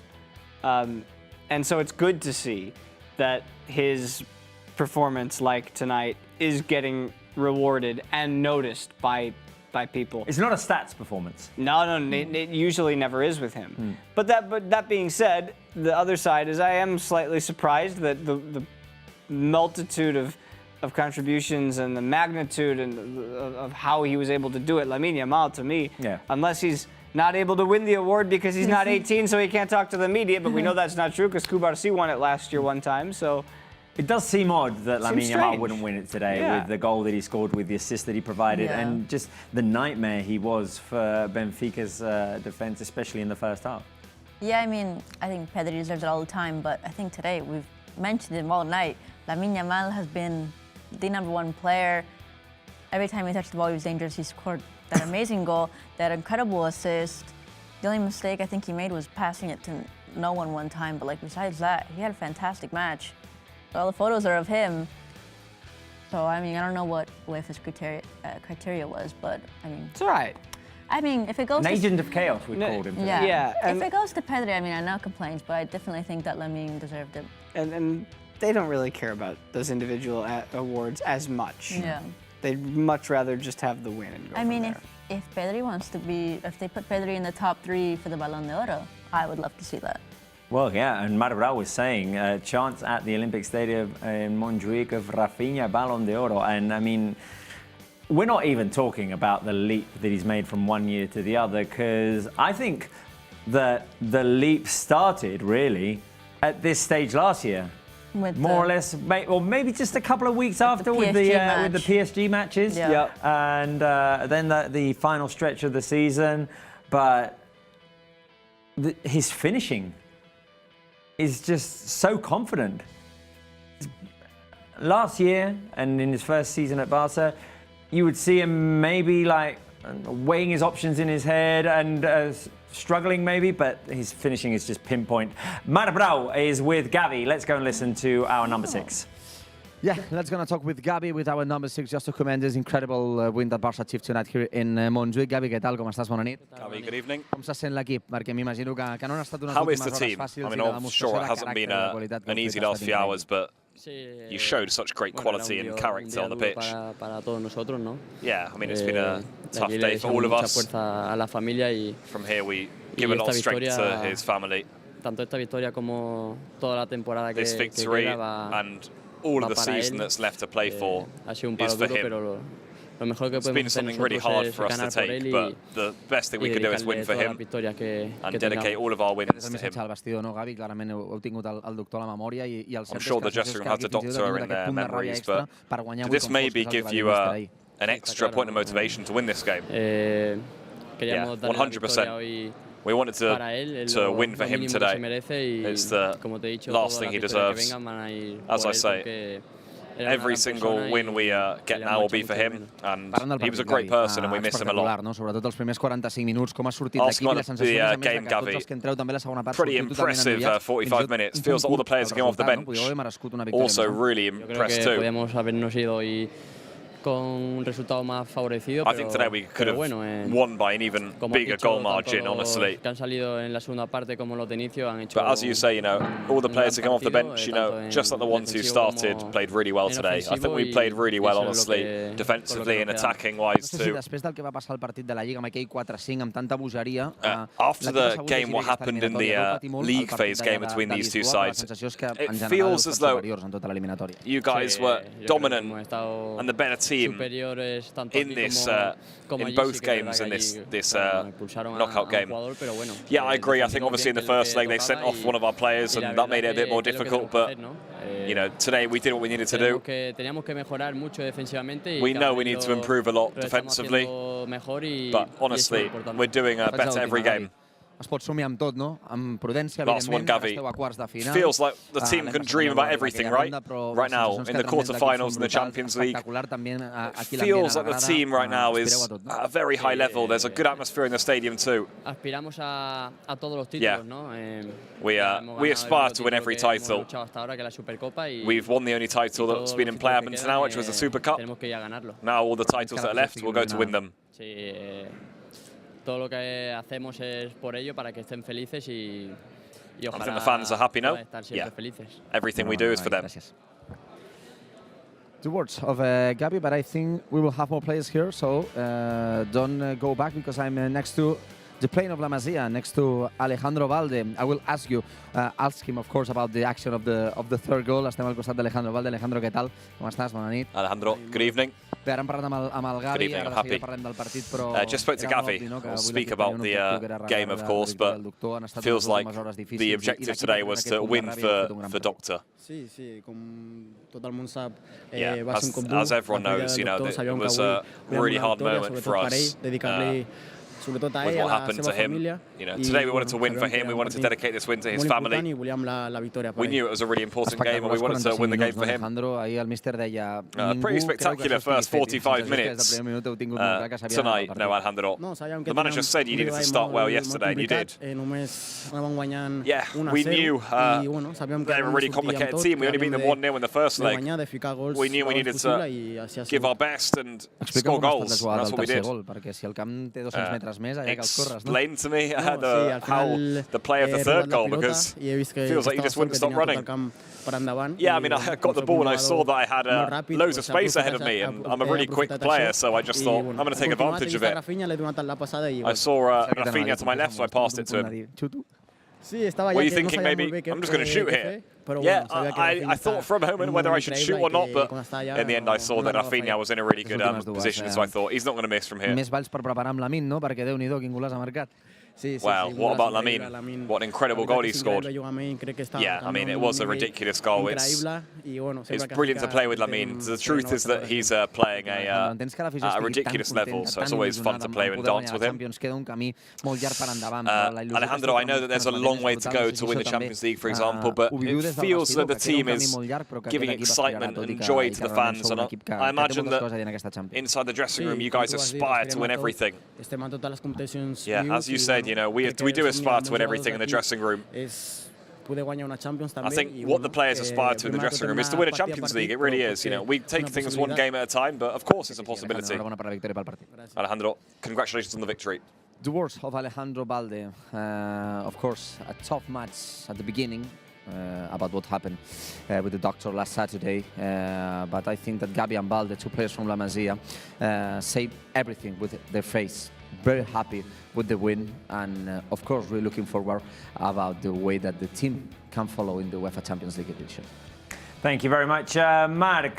We will come back to you as soon as you have more protagonists. And guys, a couple of things to touch upon. Of course, we hadn't talked about it. There was, of course, coming into this game, the fact that the last 72 hours have been unusual, sad. Just something that the players have had to deal with, and I mean, Gavi looked like he was on at the breaking point there, talking to Marbrao. Gavi has dealt a lot with Dr. Miñaro through his recovery and the season as well. He was the doctor who took Gavi off on the day that he had the head collision, and there was that element. Okay, of this is for him, for his family. It's the least we can do. And the team were not distracted by it, though. Well, and the word I was going to use to describe the performance tonight was inspired. Because they somehow managed to compartmentalize those emotions and go out and play for him rather than in fear of the events that have occurred this week. And that's very difficult to do, but it shows a lot about their character. Definitely. Yeah, I mean, I think in the moment of silence, they showed some of the players in the stands, and I think they showed Ter Stegen, and you could see he was visibly emotional. I mean, this affected the players, the staff. Hansi Flick was also very affected. It's something that you can't be prepared for. It just happens, and it happens so suddenly, and the only thing you can do is, like they said, move forward, but it's also something that's so hard to do. But I think they're all taking it in the best way possible and to try to be the best and want to win for the doctor. And it's obviously still something that they're not going to get over very soon, but I think this was the best way to move forward, at least since this happened so suddenly, and I think they're going in the right path. About this tie against Benfica, Marca asked Gavi about the comparison with the 4-5 win back in January in the league stage of this Champions League and what they learned from that. And Gavi stressed the point of improving in defence. And the team suffered in Portugal in the first leg of this round of 16, but did not concede, although Benfica did have their fair amount of chances, but Barca managed to hold on, even though they were playing with one player less. And today really was just a controlled performance for Barca defensively. There was, the accident of conceding a goal on a corner kick. That can happen, but overall, Benfica were never really a threat. I'm a little surprised to hear Gavi say that, unless maybe Barca played so well-rounded today that he was just looking for something to say and said it that way, because you just said it, defensively. I mean, how many times did the offside trap work today? I think everything was... Oh, no, he said that they needed to improve defensively compared to conceding 4 goals in Portugal. In that game. From that game. From that game. Okay, from that's that what they game. did today. Yeah. I understood differently. Fair enough. Yeah, no, because they did do that. I thought that defensively today they were exactly what they needed to be after they managed to get a couple of goals out ahead and be able to take some of the sting out of the game. Yeah. And be it Cubarsí, Íñigo, Araujo, Íñigo, it has worked well in both cases. Yeah, I mean, I think that was what we were worried about back a few months ago when Araujo was out, that it was just Íñigo and Cubarsí and just stressing them game after game after game, and there was no time for them to take a break. But now that we can kind of combine them, it's like whoever you play, you can feel confident in that defense, and that's a lovely feeling to have, especially in big games like this. And I did say after the first game, and I say it again tonight, credit to Ronald Araujo, who in the previous games had not been having that many minutes. He was starting from the bench, not being brought on in some of those games.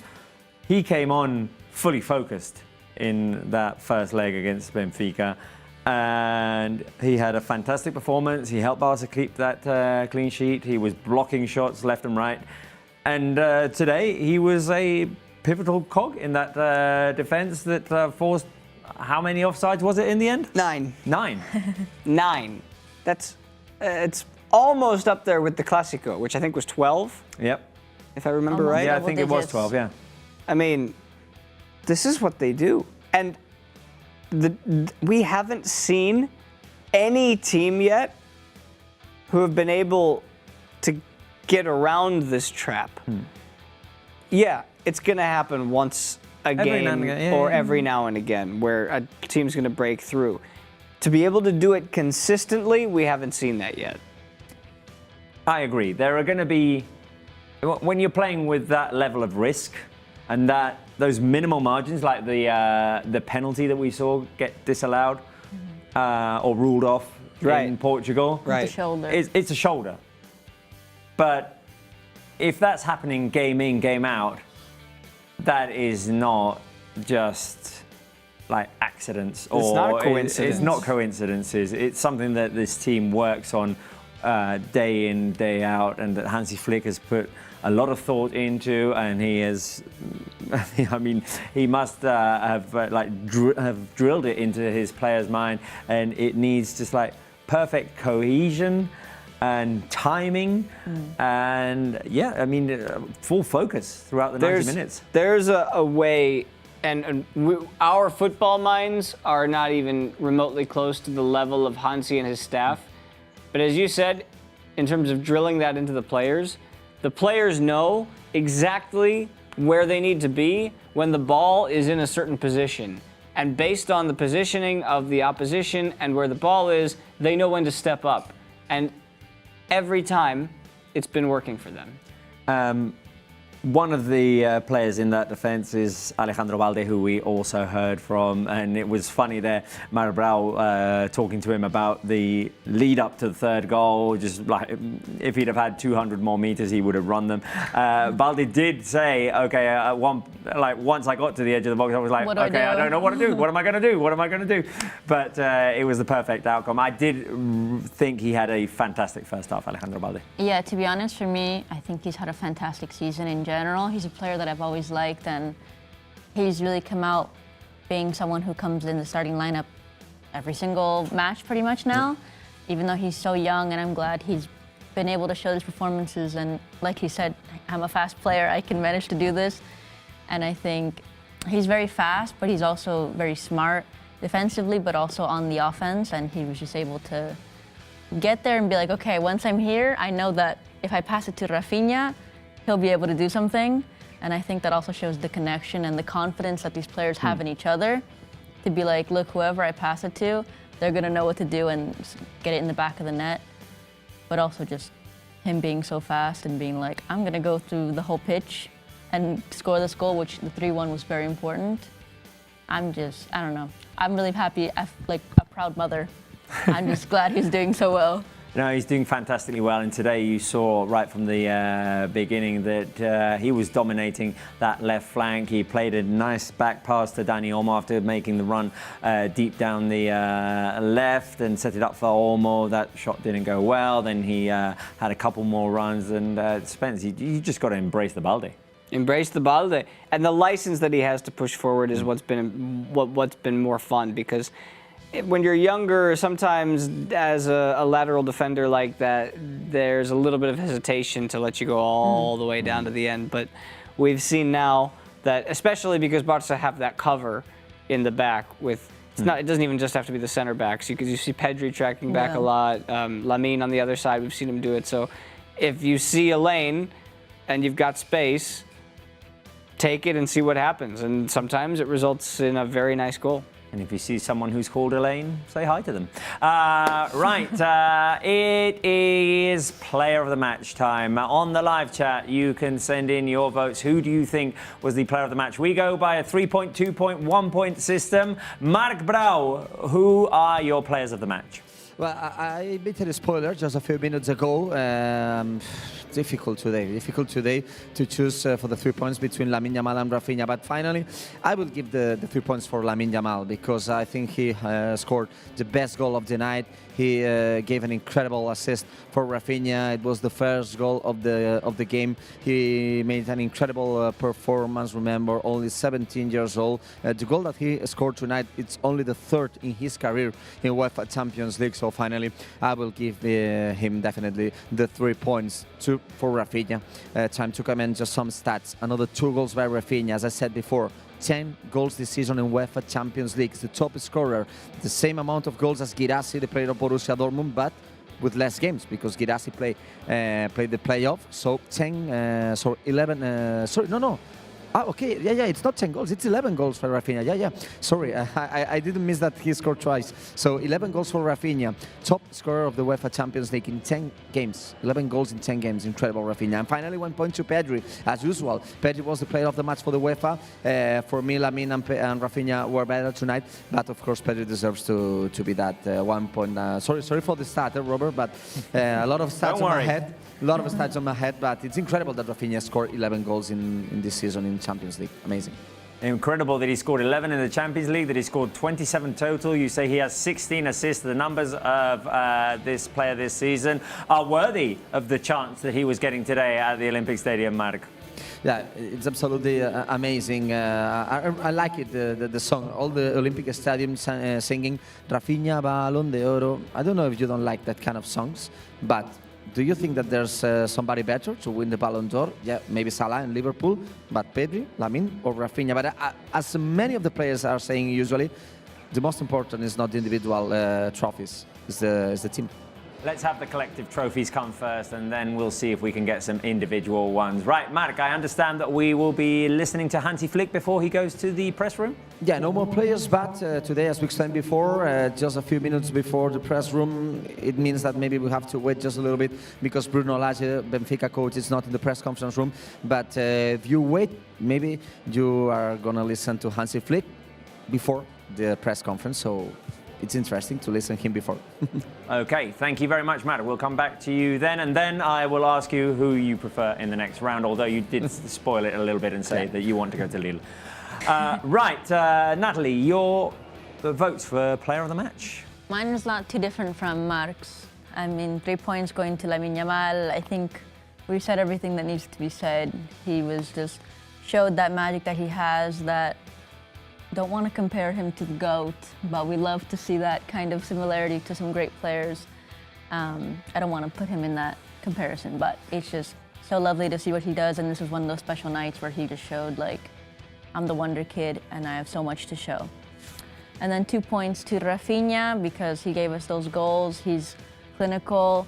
I mean, there were some moments where I didn't really see him as much, but he was always in the danger area, and he converted those goals when we needed him. Like you said, he's so confident with his finishing today, and he shows up big in these games, especially if it's against Benfica. And then 1 point for Valde. Like I said, he had a great match today. He set up for the third goal, and he's so fast, and I'm just kind of biased towards him in general. But it could have been 1 point for Pedri as well, but I decided to give it to Valde as well because I feel like he is a bit underrated. Spence. Even though you don't want to make the GOAT comparisons, he does goaty things. I know, but I don't want to put that pressure on a 17-year-old. No, I agree with you. I'm kind of emphasizing your point. Yeah. He just does goaty things, but you got a long way to go. Yeah, exactly. So there's actually no need to put the pressure on him anymore. I think the pressure in that sense is off. Just go out and ball, and that's what he did tonight. I mean, the man was just a man. Boy. He just went out and he just did goaty things. And when you do that, your team wins, and we're happy to see it. So 3 points for Lamine. Rafinha scored the 2 goals. He was also great off the ball, too. He was making a lot of runs that helped Barça get into those positions to score. And as we've all said, you could give points to everybody or to anybody, and I thought Pedri in this case was enough of an anchor in the midfield. I don't know what the final numbers were on Pedri in terms of distance covered, but I saw the halftime statistics, and he was at 6.5 kilometers, the most traveled player in the first half. So he was running. He'll probably be up there. He was probably finished as he didn't get subbed out. It was a quieter second half. Did he get subbed out? I don't think he did not. He did not. So he probably covered the most ground out of anybody tonight. I would guess running around 11, 12 kilometers, something like that. There you go. Right, my votes for player of the match. is none other than Lamine Yamal with the 3 points. As we said repeatedly today, an agent of chaos. He just had it tonight. From the very beginning, he was given space. He made the most of it. He went at his defenders. He took the one-on-one opportunities he had. He got into the box. He tried different things. He set up the first goal for Rafinha, came out with an absolute work of art for the second goal. And he was decisive in this return leg of the round of 16, and that is still, we keep saying it, but impressive at the age of 17. 2 goals for Rafinha. His finishing is just so focused. Every time that you see Rafinha in front of a keeper right now with a chance to take a shot, you believe that that is going in, and he believes it himself. 27 goals this season, 16 assists, 11 in the Champions League, top scorer in the Champions League right now with 11 goals. Who would have thought? And 1 point for Alejandro Balde. I could have gone for Pedri as well because he was superb in midfield, but I thought that Balde had a standout performance today as well down that left flank. Going up and down, playing the ball into space, cutting back. He facilitated for Rafinha in the third goal as well. So 1 point for Alejandro Balde. The total points, 12 for Lamine Yamal, unanimously player of the match here on Barça Live. 8 points for Rafinha, 2 for Pedri, 2 for Alejandro Balde. So we are split on the third choice. Right. Oh! We have goals in this return leg, or day one of the return legs of the Champions League. It seems like Benfica are not in a hurry to go back to Lisbon just yet, because Bruno Lage has not yet stepped into the press conference room, and that means that it will take longer for Hansi Flick to step into the press room. But then why don't we do Liverpool, PSG, Leverkusen, Munich, Inter, Feyenoord live? 3 games all at once. We need another screen. Oh. We need another screen. We need to have those games on. But PSG. I saw the highlights of that PSG-Liverpool game, and it was sort of a miracle that Liverpool came out on the winning side of that. And Luis Enrique's team right now have taken the lead at Anfield, which is an impressive thing to do. Yeah, how about that? Well, it was impossible. For us here, it's impossible to keep up with all the games that are being played on the same day. Unless you have it on a little tiny screen. There was that one day when there was like 18 games all at once. It was the Atalanta game, wasn't it? Yeah. That was a fun night. I'm just checking to see who scored. Dembele, Ousmane Dembele scored at Anfield. Hey, he's having a quietly good season. Good for him, man. I'm really glad. I always liked him. Who scored for Inter Milan? It was Marcus Thuram. That Inter Milan basically wrapped it up with that goal. They had a 2-0 lead going into this. Now 3-0. So and the Liverpool Bayern have a 3-0 lead also. Yeah. Bayern have a 3-0 lead. We'll see if Leverkusen are even capable of making them a little bit nervous. Right now most eyes will be on that Liverpool PSG game. Tomorrow, our eyes will be on 2 different matches. One of them with a 9 p.m. kickoff because of the implications of 2 of our league rivals playing against each other, and it's always fun to see the Madrid teams beat each other up. That will be at 9 p.m. with Real Madrid having a 2-1 advantage from the first leg. We'll see what happens at the Metropolitano. But we will also be keeping an eye on the 6:45 kickoff, which is between Lille and Borussia Dortmund, guys. I said before, Lille, a team that we don't know all that well. We've never faced them. Not in the Champions League, not in the Cup Winners' Cup, not in the UEFA Cup. Never faced Lille. But they have beaten Real Madrid and Atletico Madrid in this Champions League. They came in from the, the qualifying playoffs in the summer. They played 2 rounds of that. They beat Fenerbahce and Slavia Prague, and then went into the league stage and had 5 wins, 1 draw, 2 defeats. So impressive numbers by the French side. Yeah, and French teams have proven that they are problems this year, and that it's Yeah, Brest was another one. Brest, Monaco. Yep. Barca lost to Monaco twice. Once in the Gamper, and then again with the only loss that they suffered in league play. I kind of prefer Dortmund. I know that historically they have the more cachet, their name means something, but this isn't a team with Jude Bellingham on their squad, or all of the other incredible players that have come through there over the years. The list goes on. Yeah. It's not that, I mean, they're obviously, they're in the last 16 and they might be in the final 8, but I kind of prefer to see them over a team that has proven that they feel like it's sort of a team of destiny for them, Lille. Yeah, that's true. I don't know. I feel like Lille will be more interesting because, like you said, we've never played them before. But they have had a very good season in the Champions League.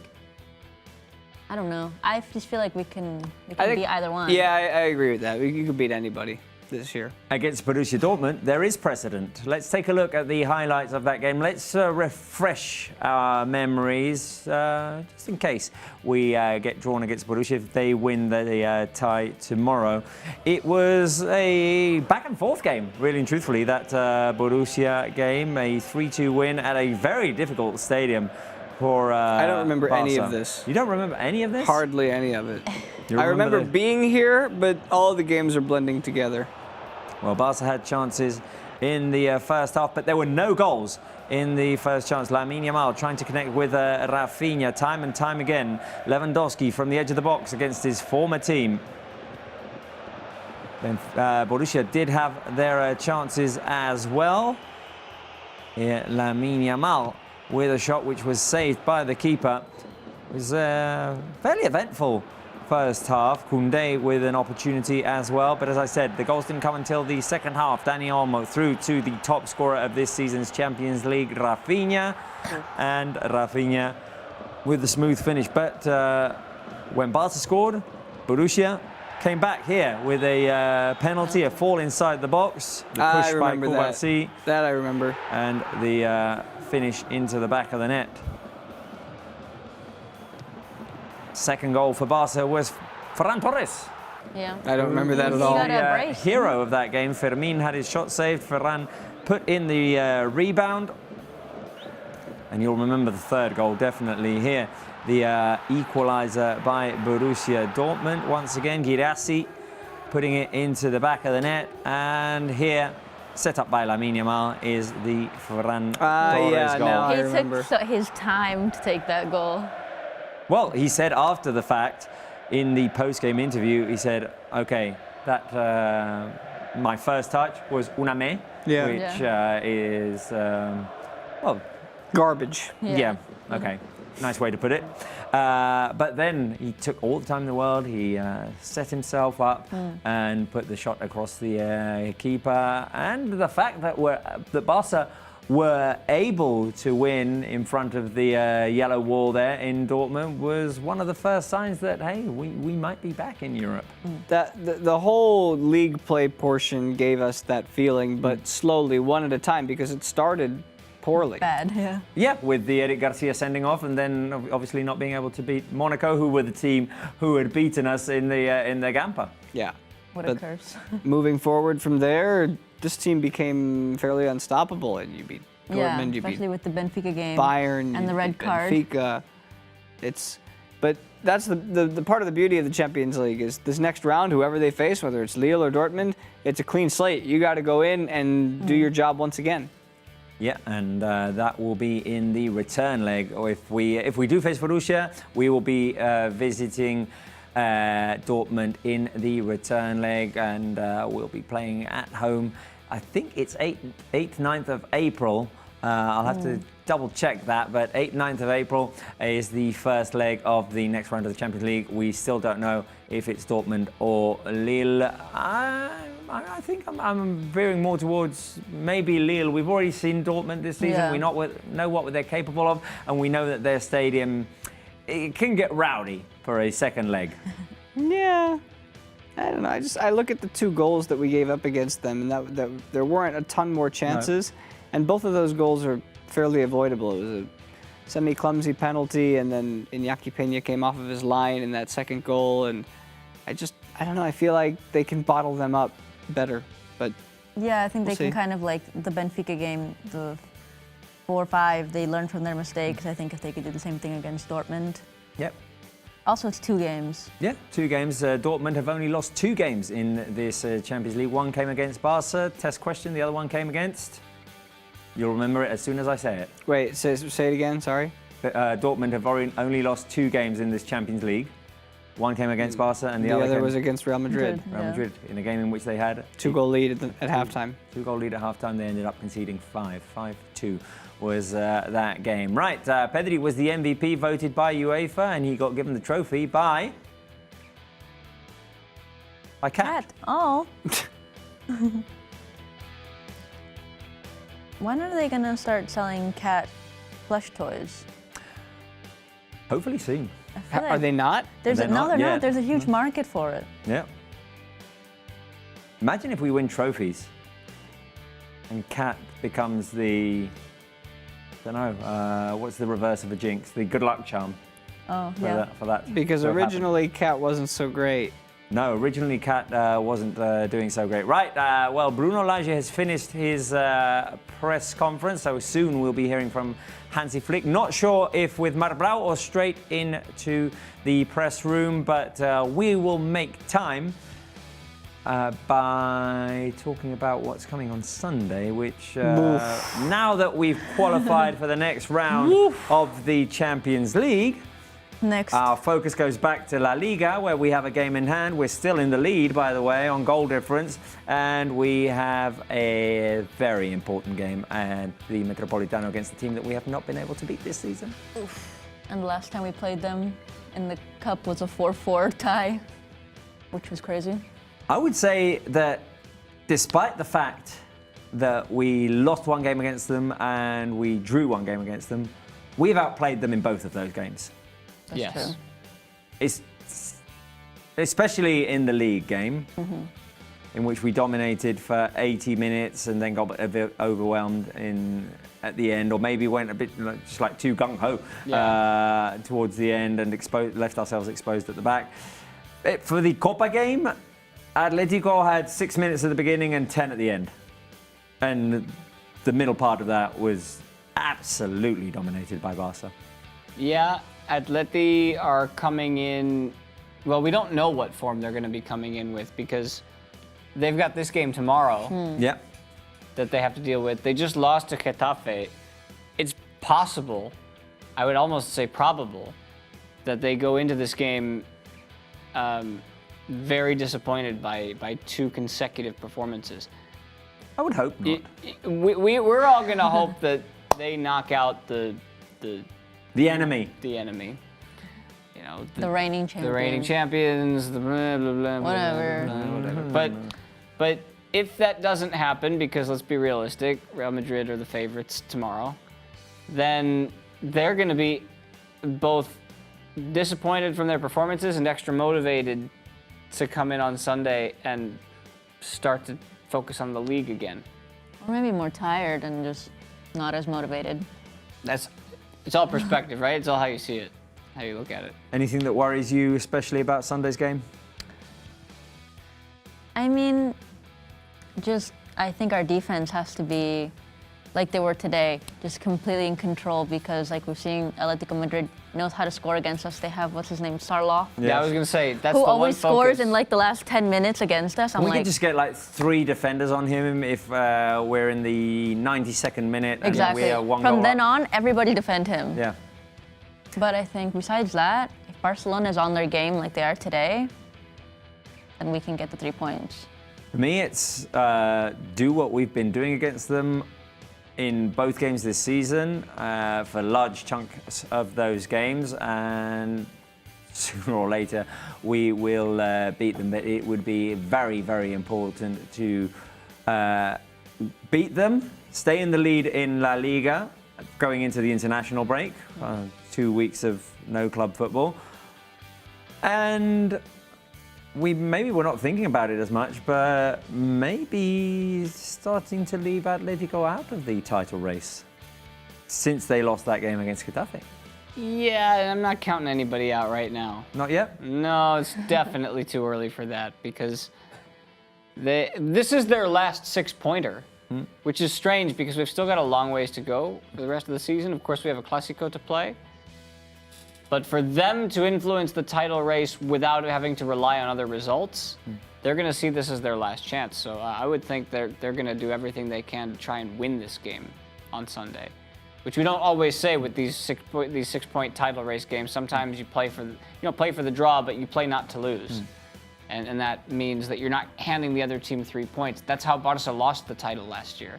The 2 Clásico games that they lost, had they won those games without the 2 Jude Bellingham goals late, different story. Right, let's go to the Olympic Stadium. Marc Brau is either with Hansi Flick or is going to be with Hansi Flick. Marc, let us, are you with him? Are you not? Let's go to Marc. Not for the moment, just with me. I see Hansi Flick, but in just in a few seconds, so we can stay because Hansi Flick is also going through the press conference room. But first of all, I think he will talk with us. So in the meantime, Marc, Lille or Borussia? I prefer, Hansi Flick is not listening to me, I prefer Lille, but just for one thing, not for if it's easy or not. It's because I've never been in Lille, and I've never been at that stadium, Pierre Marois. It's very spectacular. It was the place where basketball Olympic game tournament took place in August, so it's a very good place. So I really want to be there. I think that it won't be one of the questions because I can know exactly what was the answer. But yes, in a few seconds we will talk with Hansi Flick. We will ask him 2 questions just to analyze the incredible win that the team achieved today and the qualification for the quarterfinals of the UEFA Champions League. Hi, Hansi, how are you?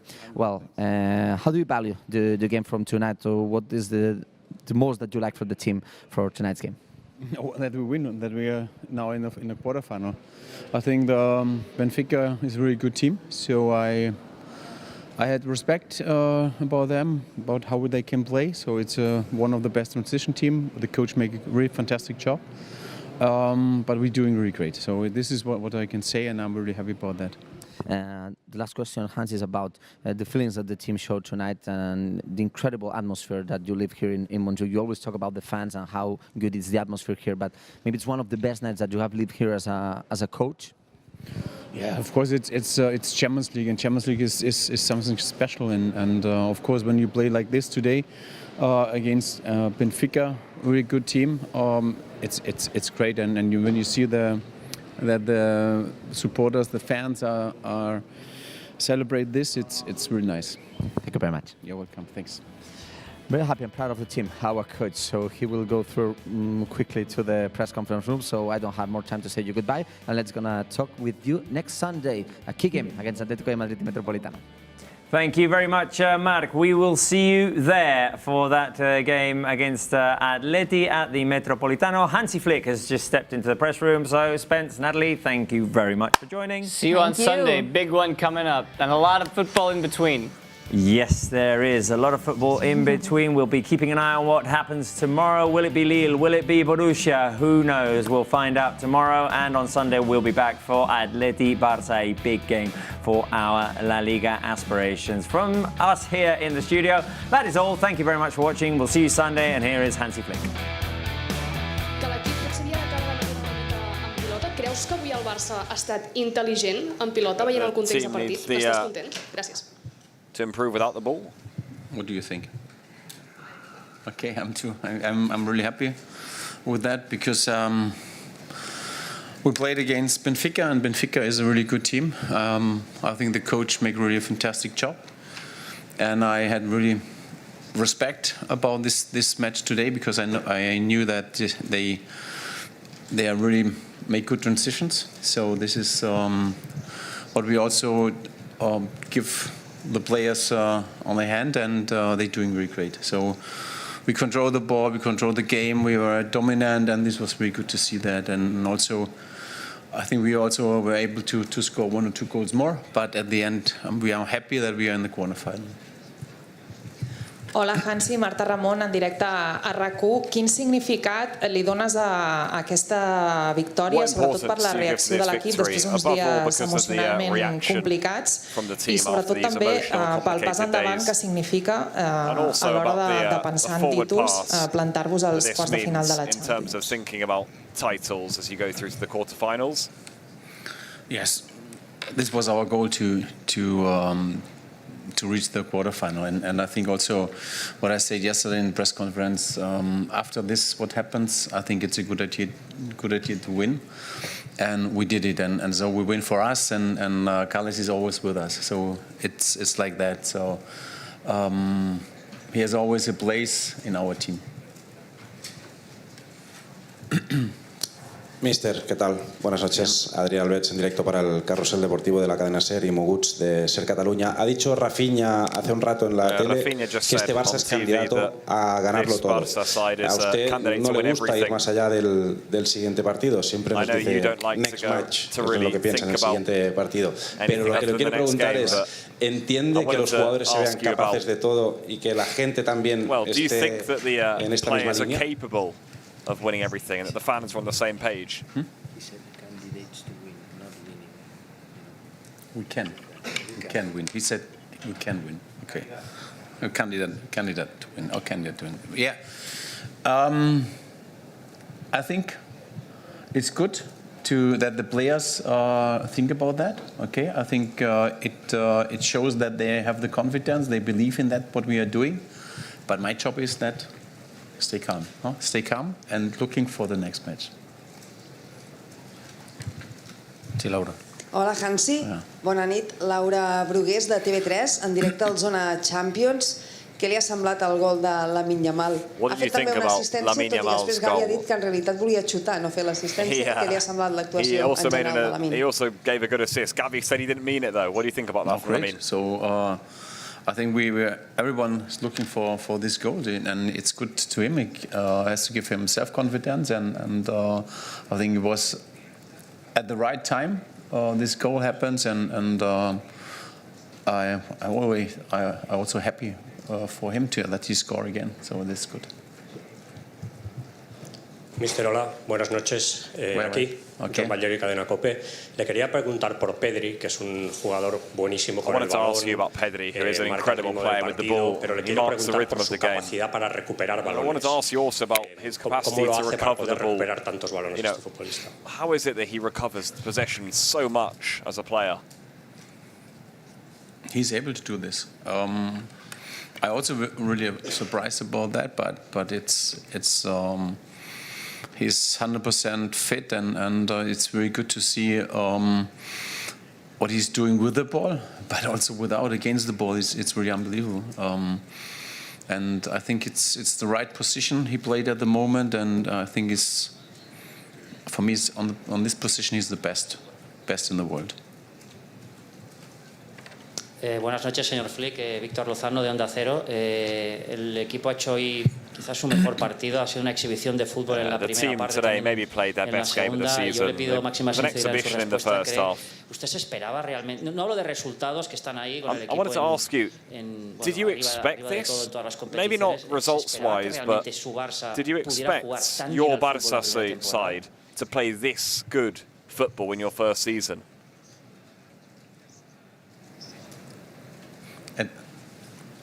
At what time I have to expect it? And before the season, or no? It's like, I think when you work for a club like Barcelona, it's really important that you have an idea how you want to play, but also think positive. And this is what we did. Everyone is focused on that, what we are doing, and looking positive. So you also can see it about Rafinha, what he said, and this is a good thing. Okay, this is a good thing. I think also it's a good thing for Barcelona, for the people here, that they always think positive, and this is the way how we want to go. And I think it helps a lot when you have so young players, when you have this like young players, and you push them in a positive way. And of course, what we see in every in every training, and also you can see now in the matches that they enjoy playing with each other, and I think also the fans, everyone enjoy what they see on the pitch. Buenas noches, Mister. Felicidades por la victoria y por la clasificación. Las últimas temporadas no habían sido especialmente buenas para el Barça en Europa, especialmente ya no digo el año pasado, sino las dos anteriores, y incluso se ha sufrido mucho en esta competición. Usted además, en el otro equipo fue parte importante con su victoria ante el Bayern. ¿Cree que después de los cuartos de la temporada pasada, los cuartos de este año, hasta donde se pueda llegar, el equipo se ha quitado ya esa losa que tenía con el tema de la Champions? Got rid of that bad knack that they've had in the Champions League?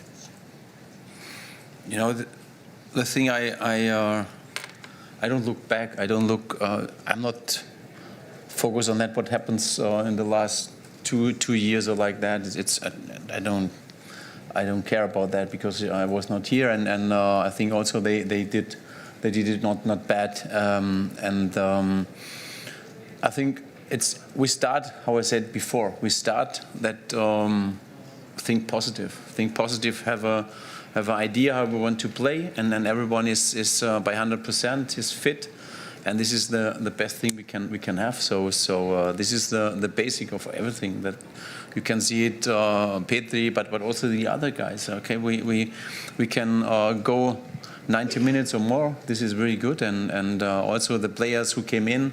They give the best for the team, and I think this is the way how you can win maybe titles, but it's a long wait for that in every competition, not in La Liga, in Copa, but also in the Champions League. So we said we want to fight for these titles, and we are watching always to the next match. This is very important, and it's very easy to think about that.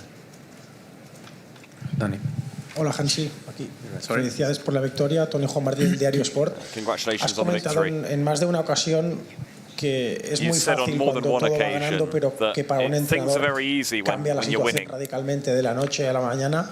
Te toca ahora hacer un poco de poli malo en una plantilla tan joven para asegurarte de que todo el mundo tenga los pies en el suelo, de convencerles de que todo esto puede cambiar en un día si alguien se relaja en exceso, y si es así, ¿cómo los vas a convencer de que necesitan mantener los pies en el suelo y solo mirar partido a partido? ¿Cómo lo vas a hacer en el día a día?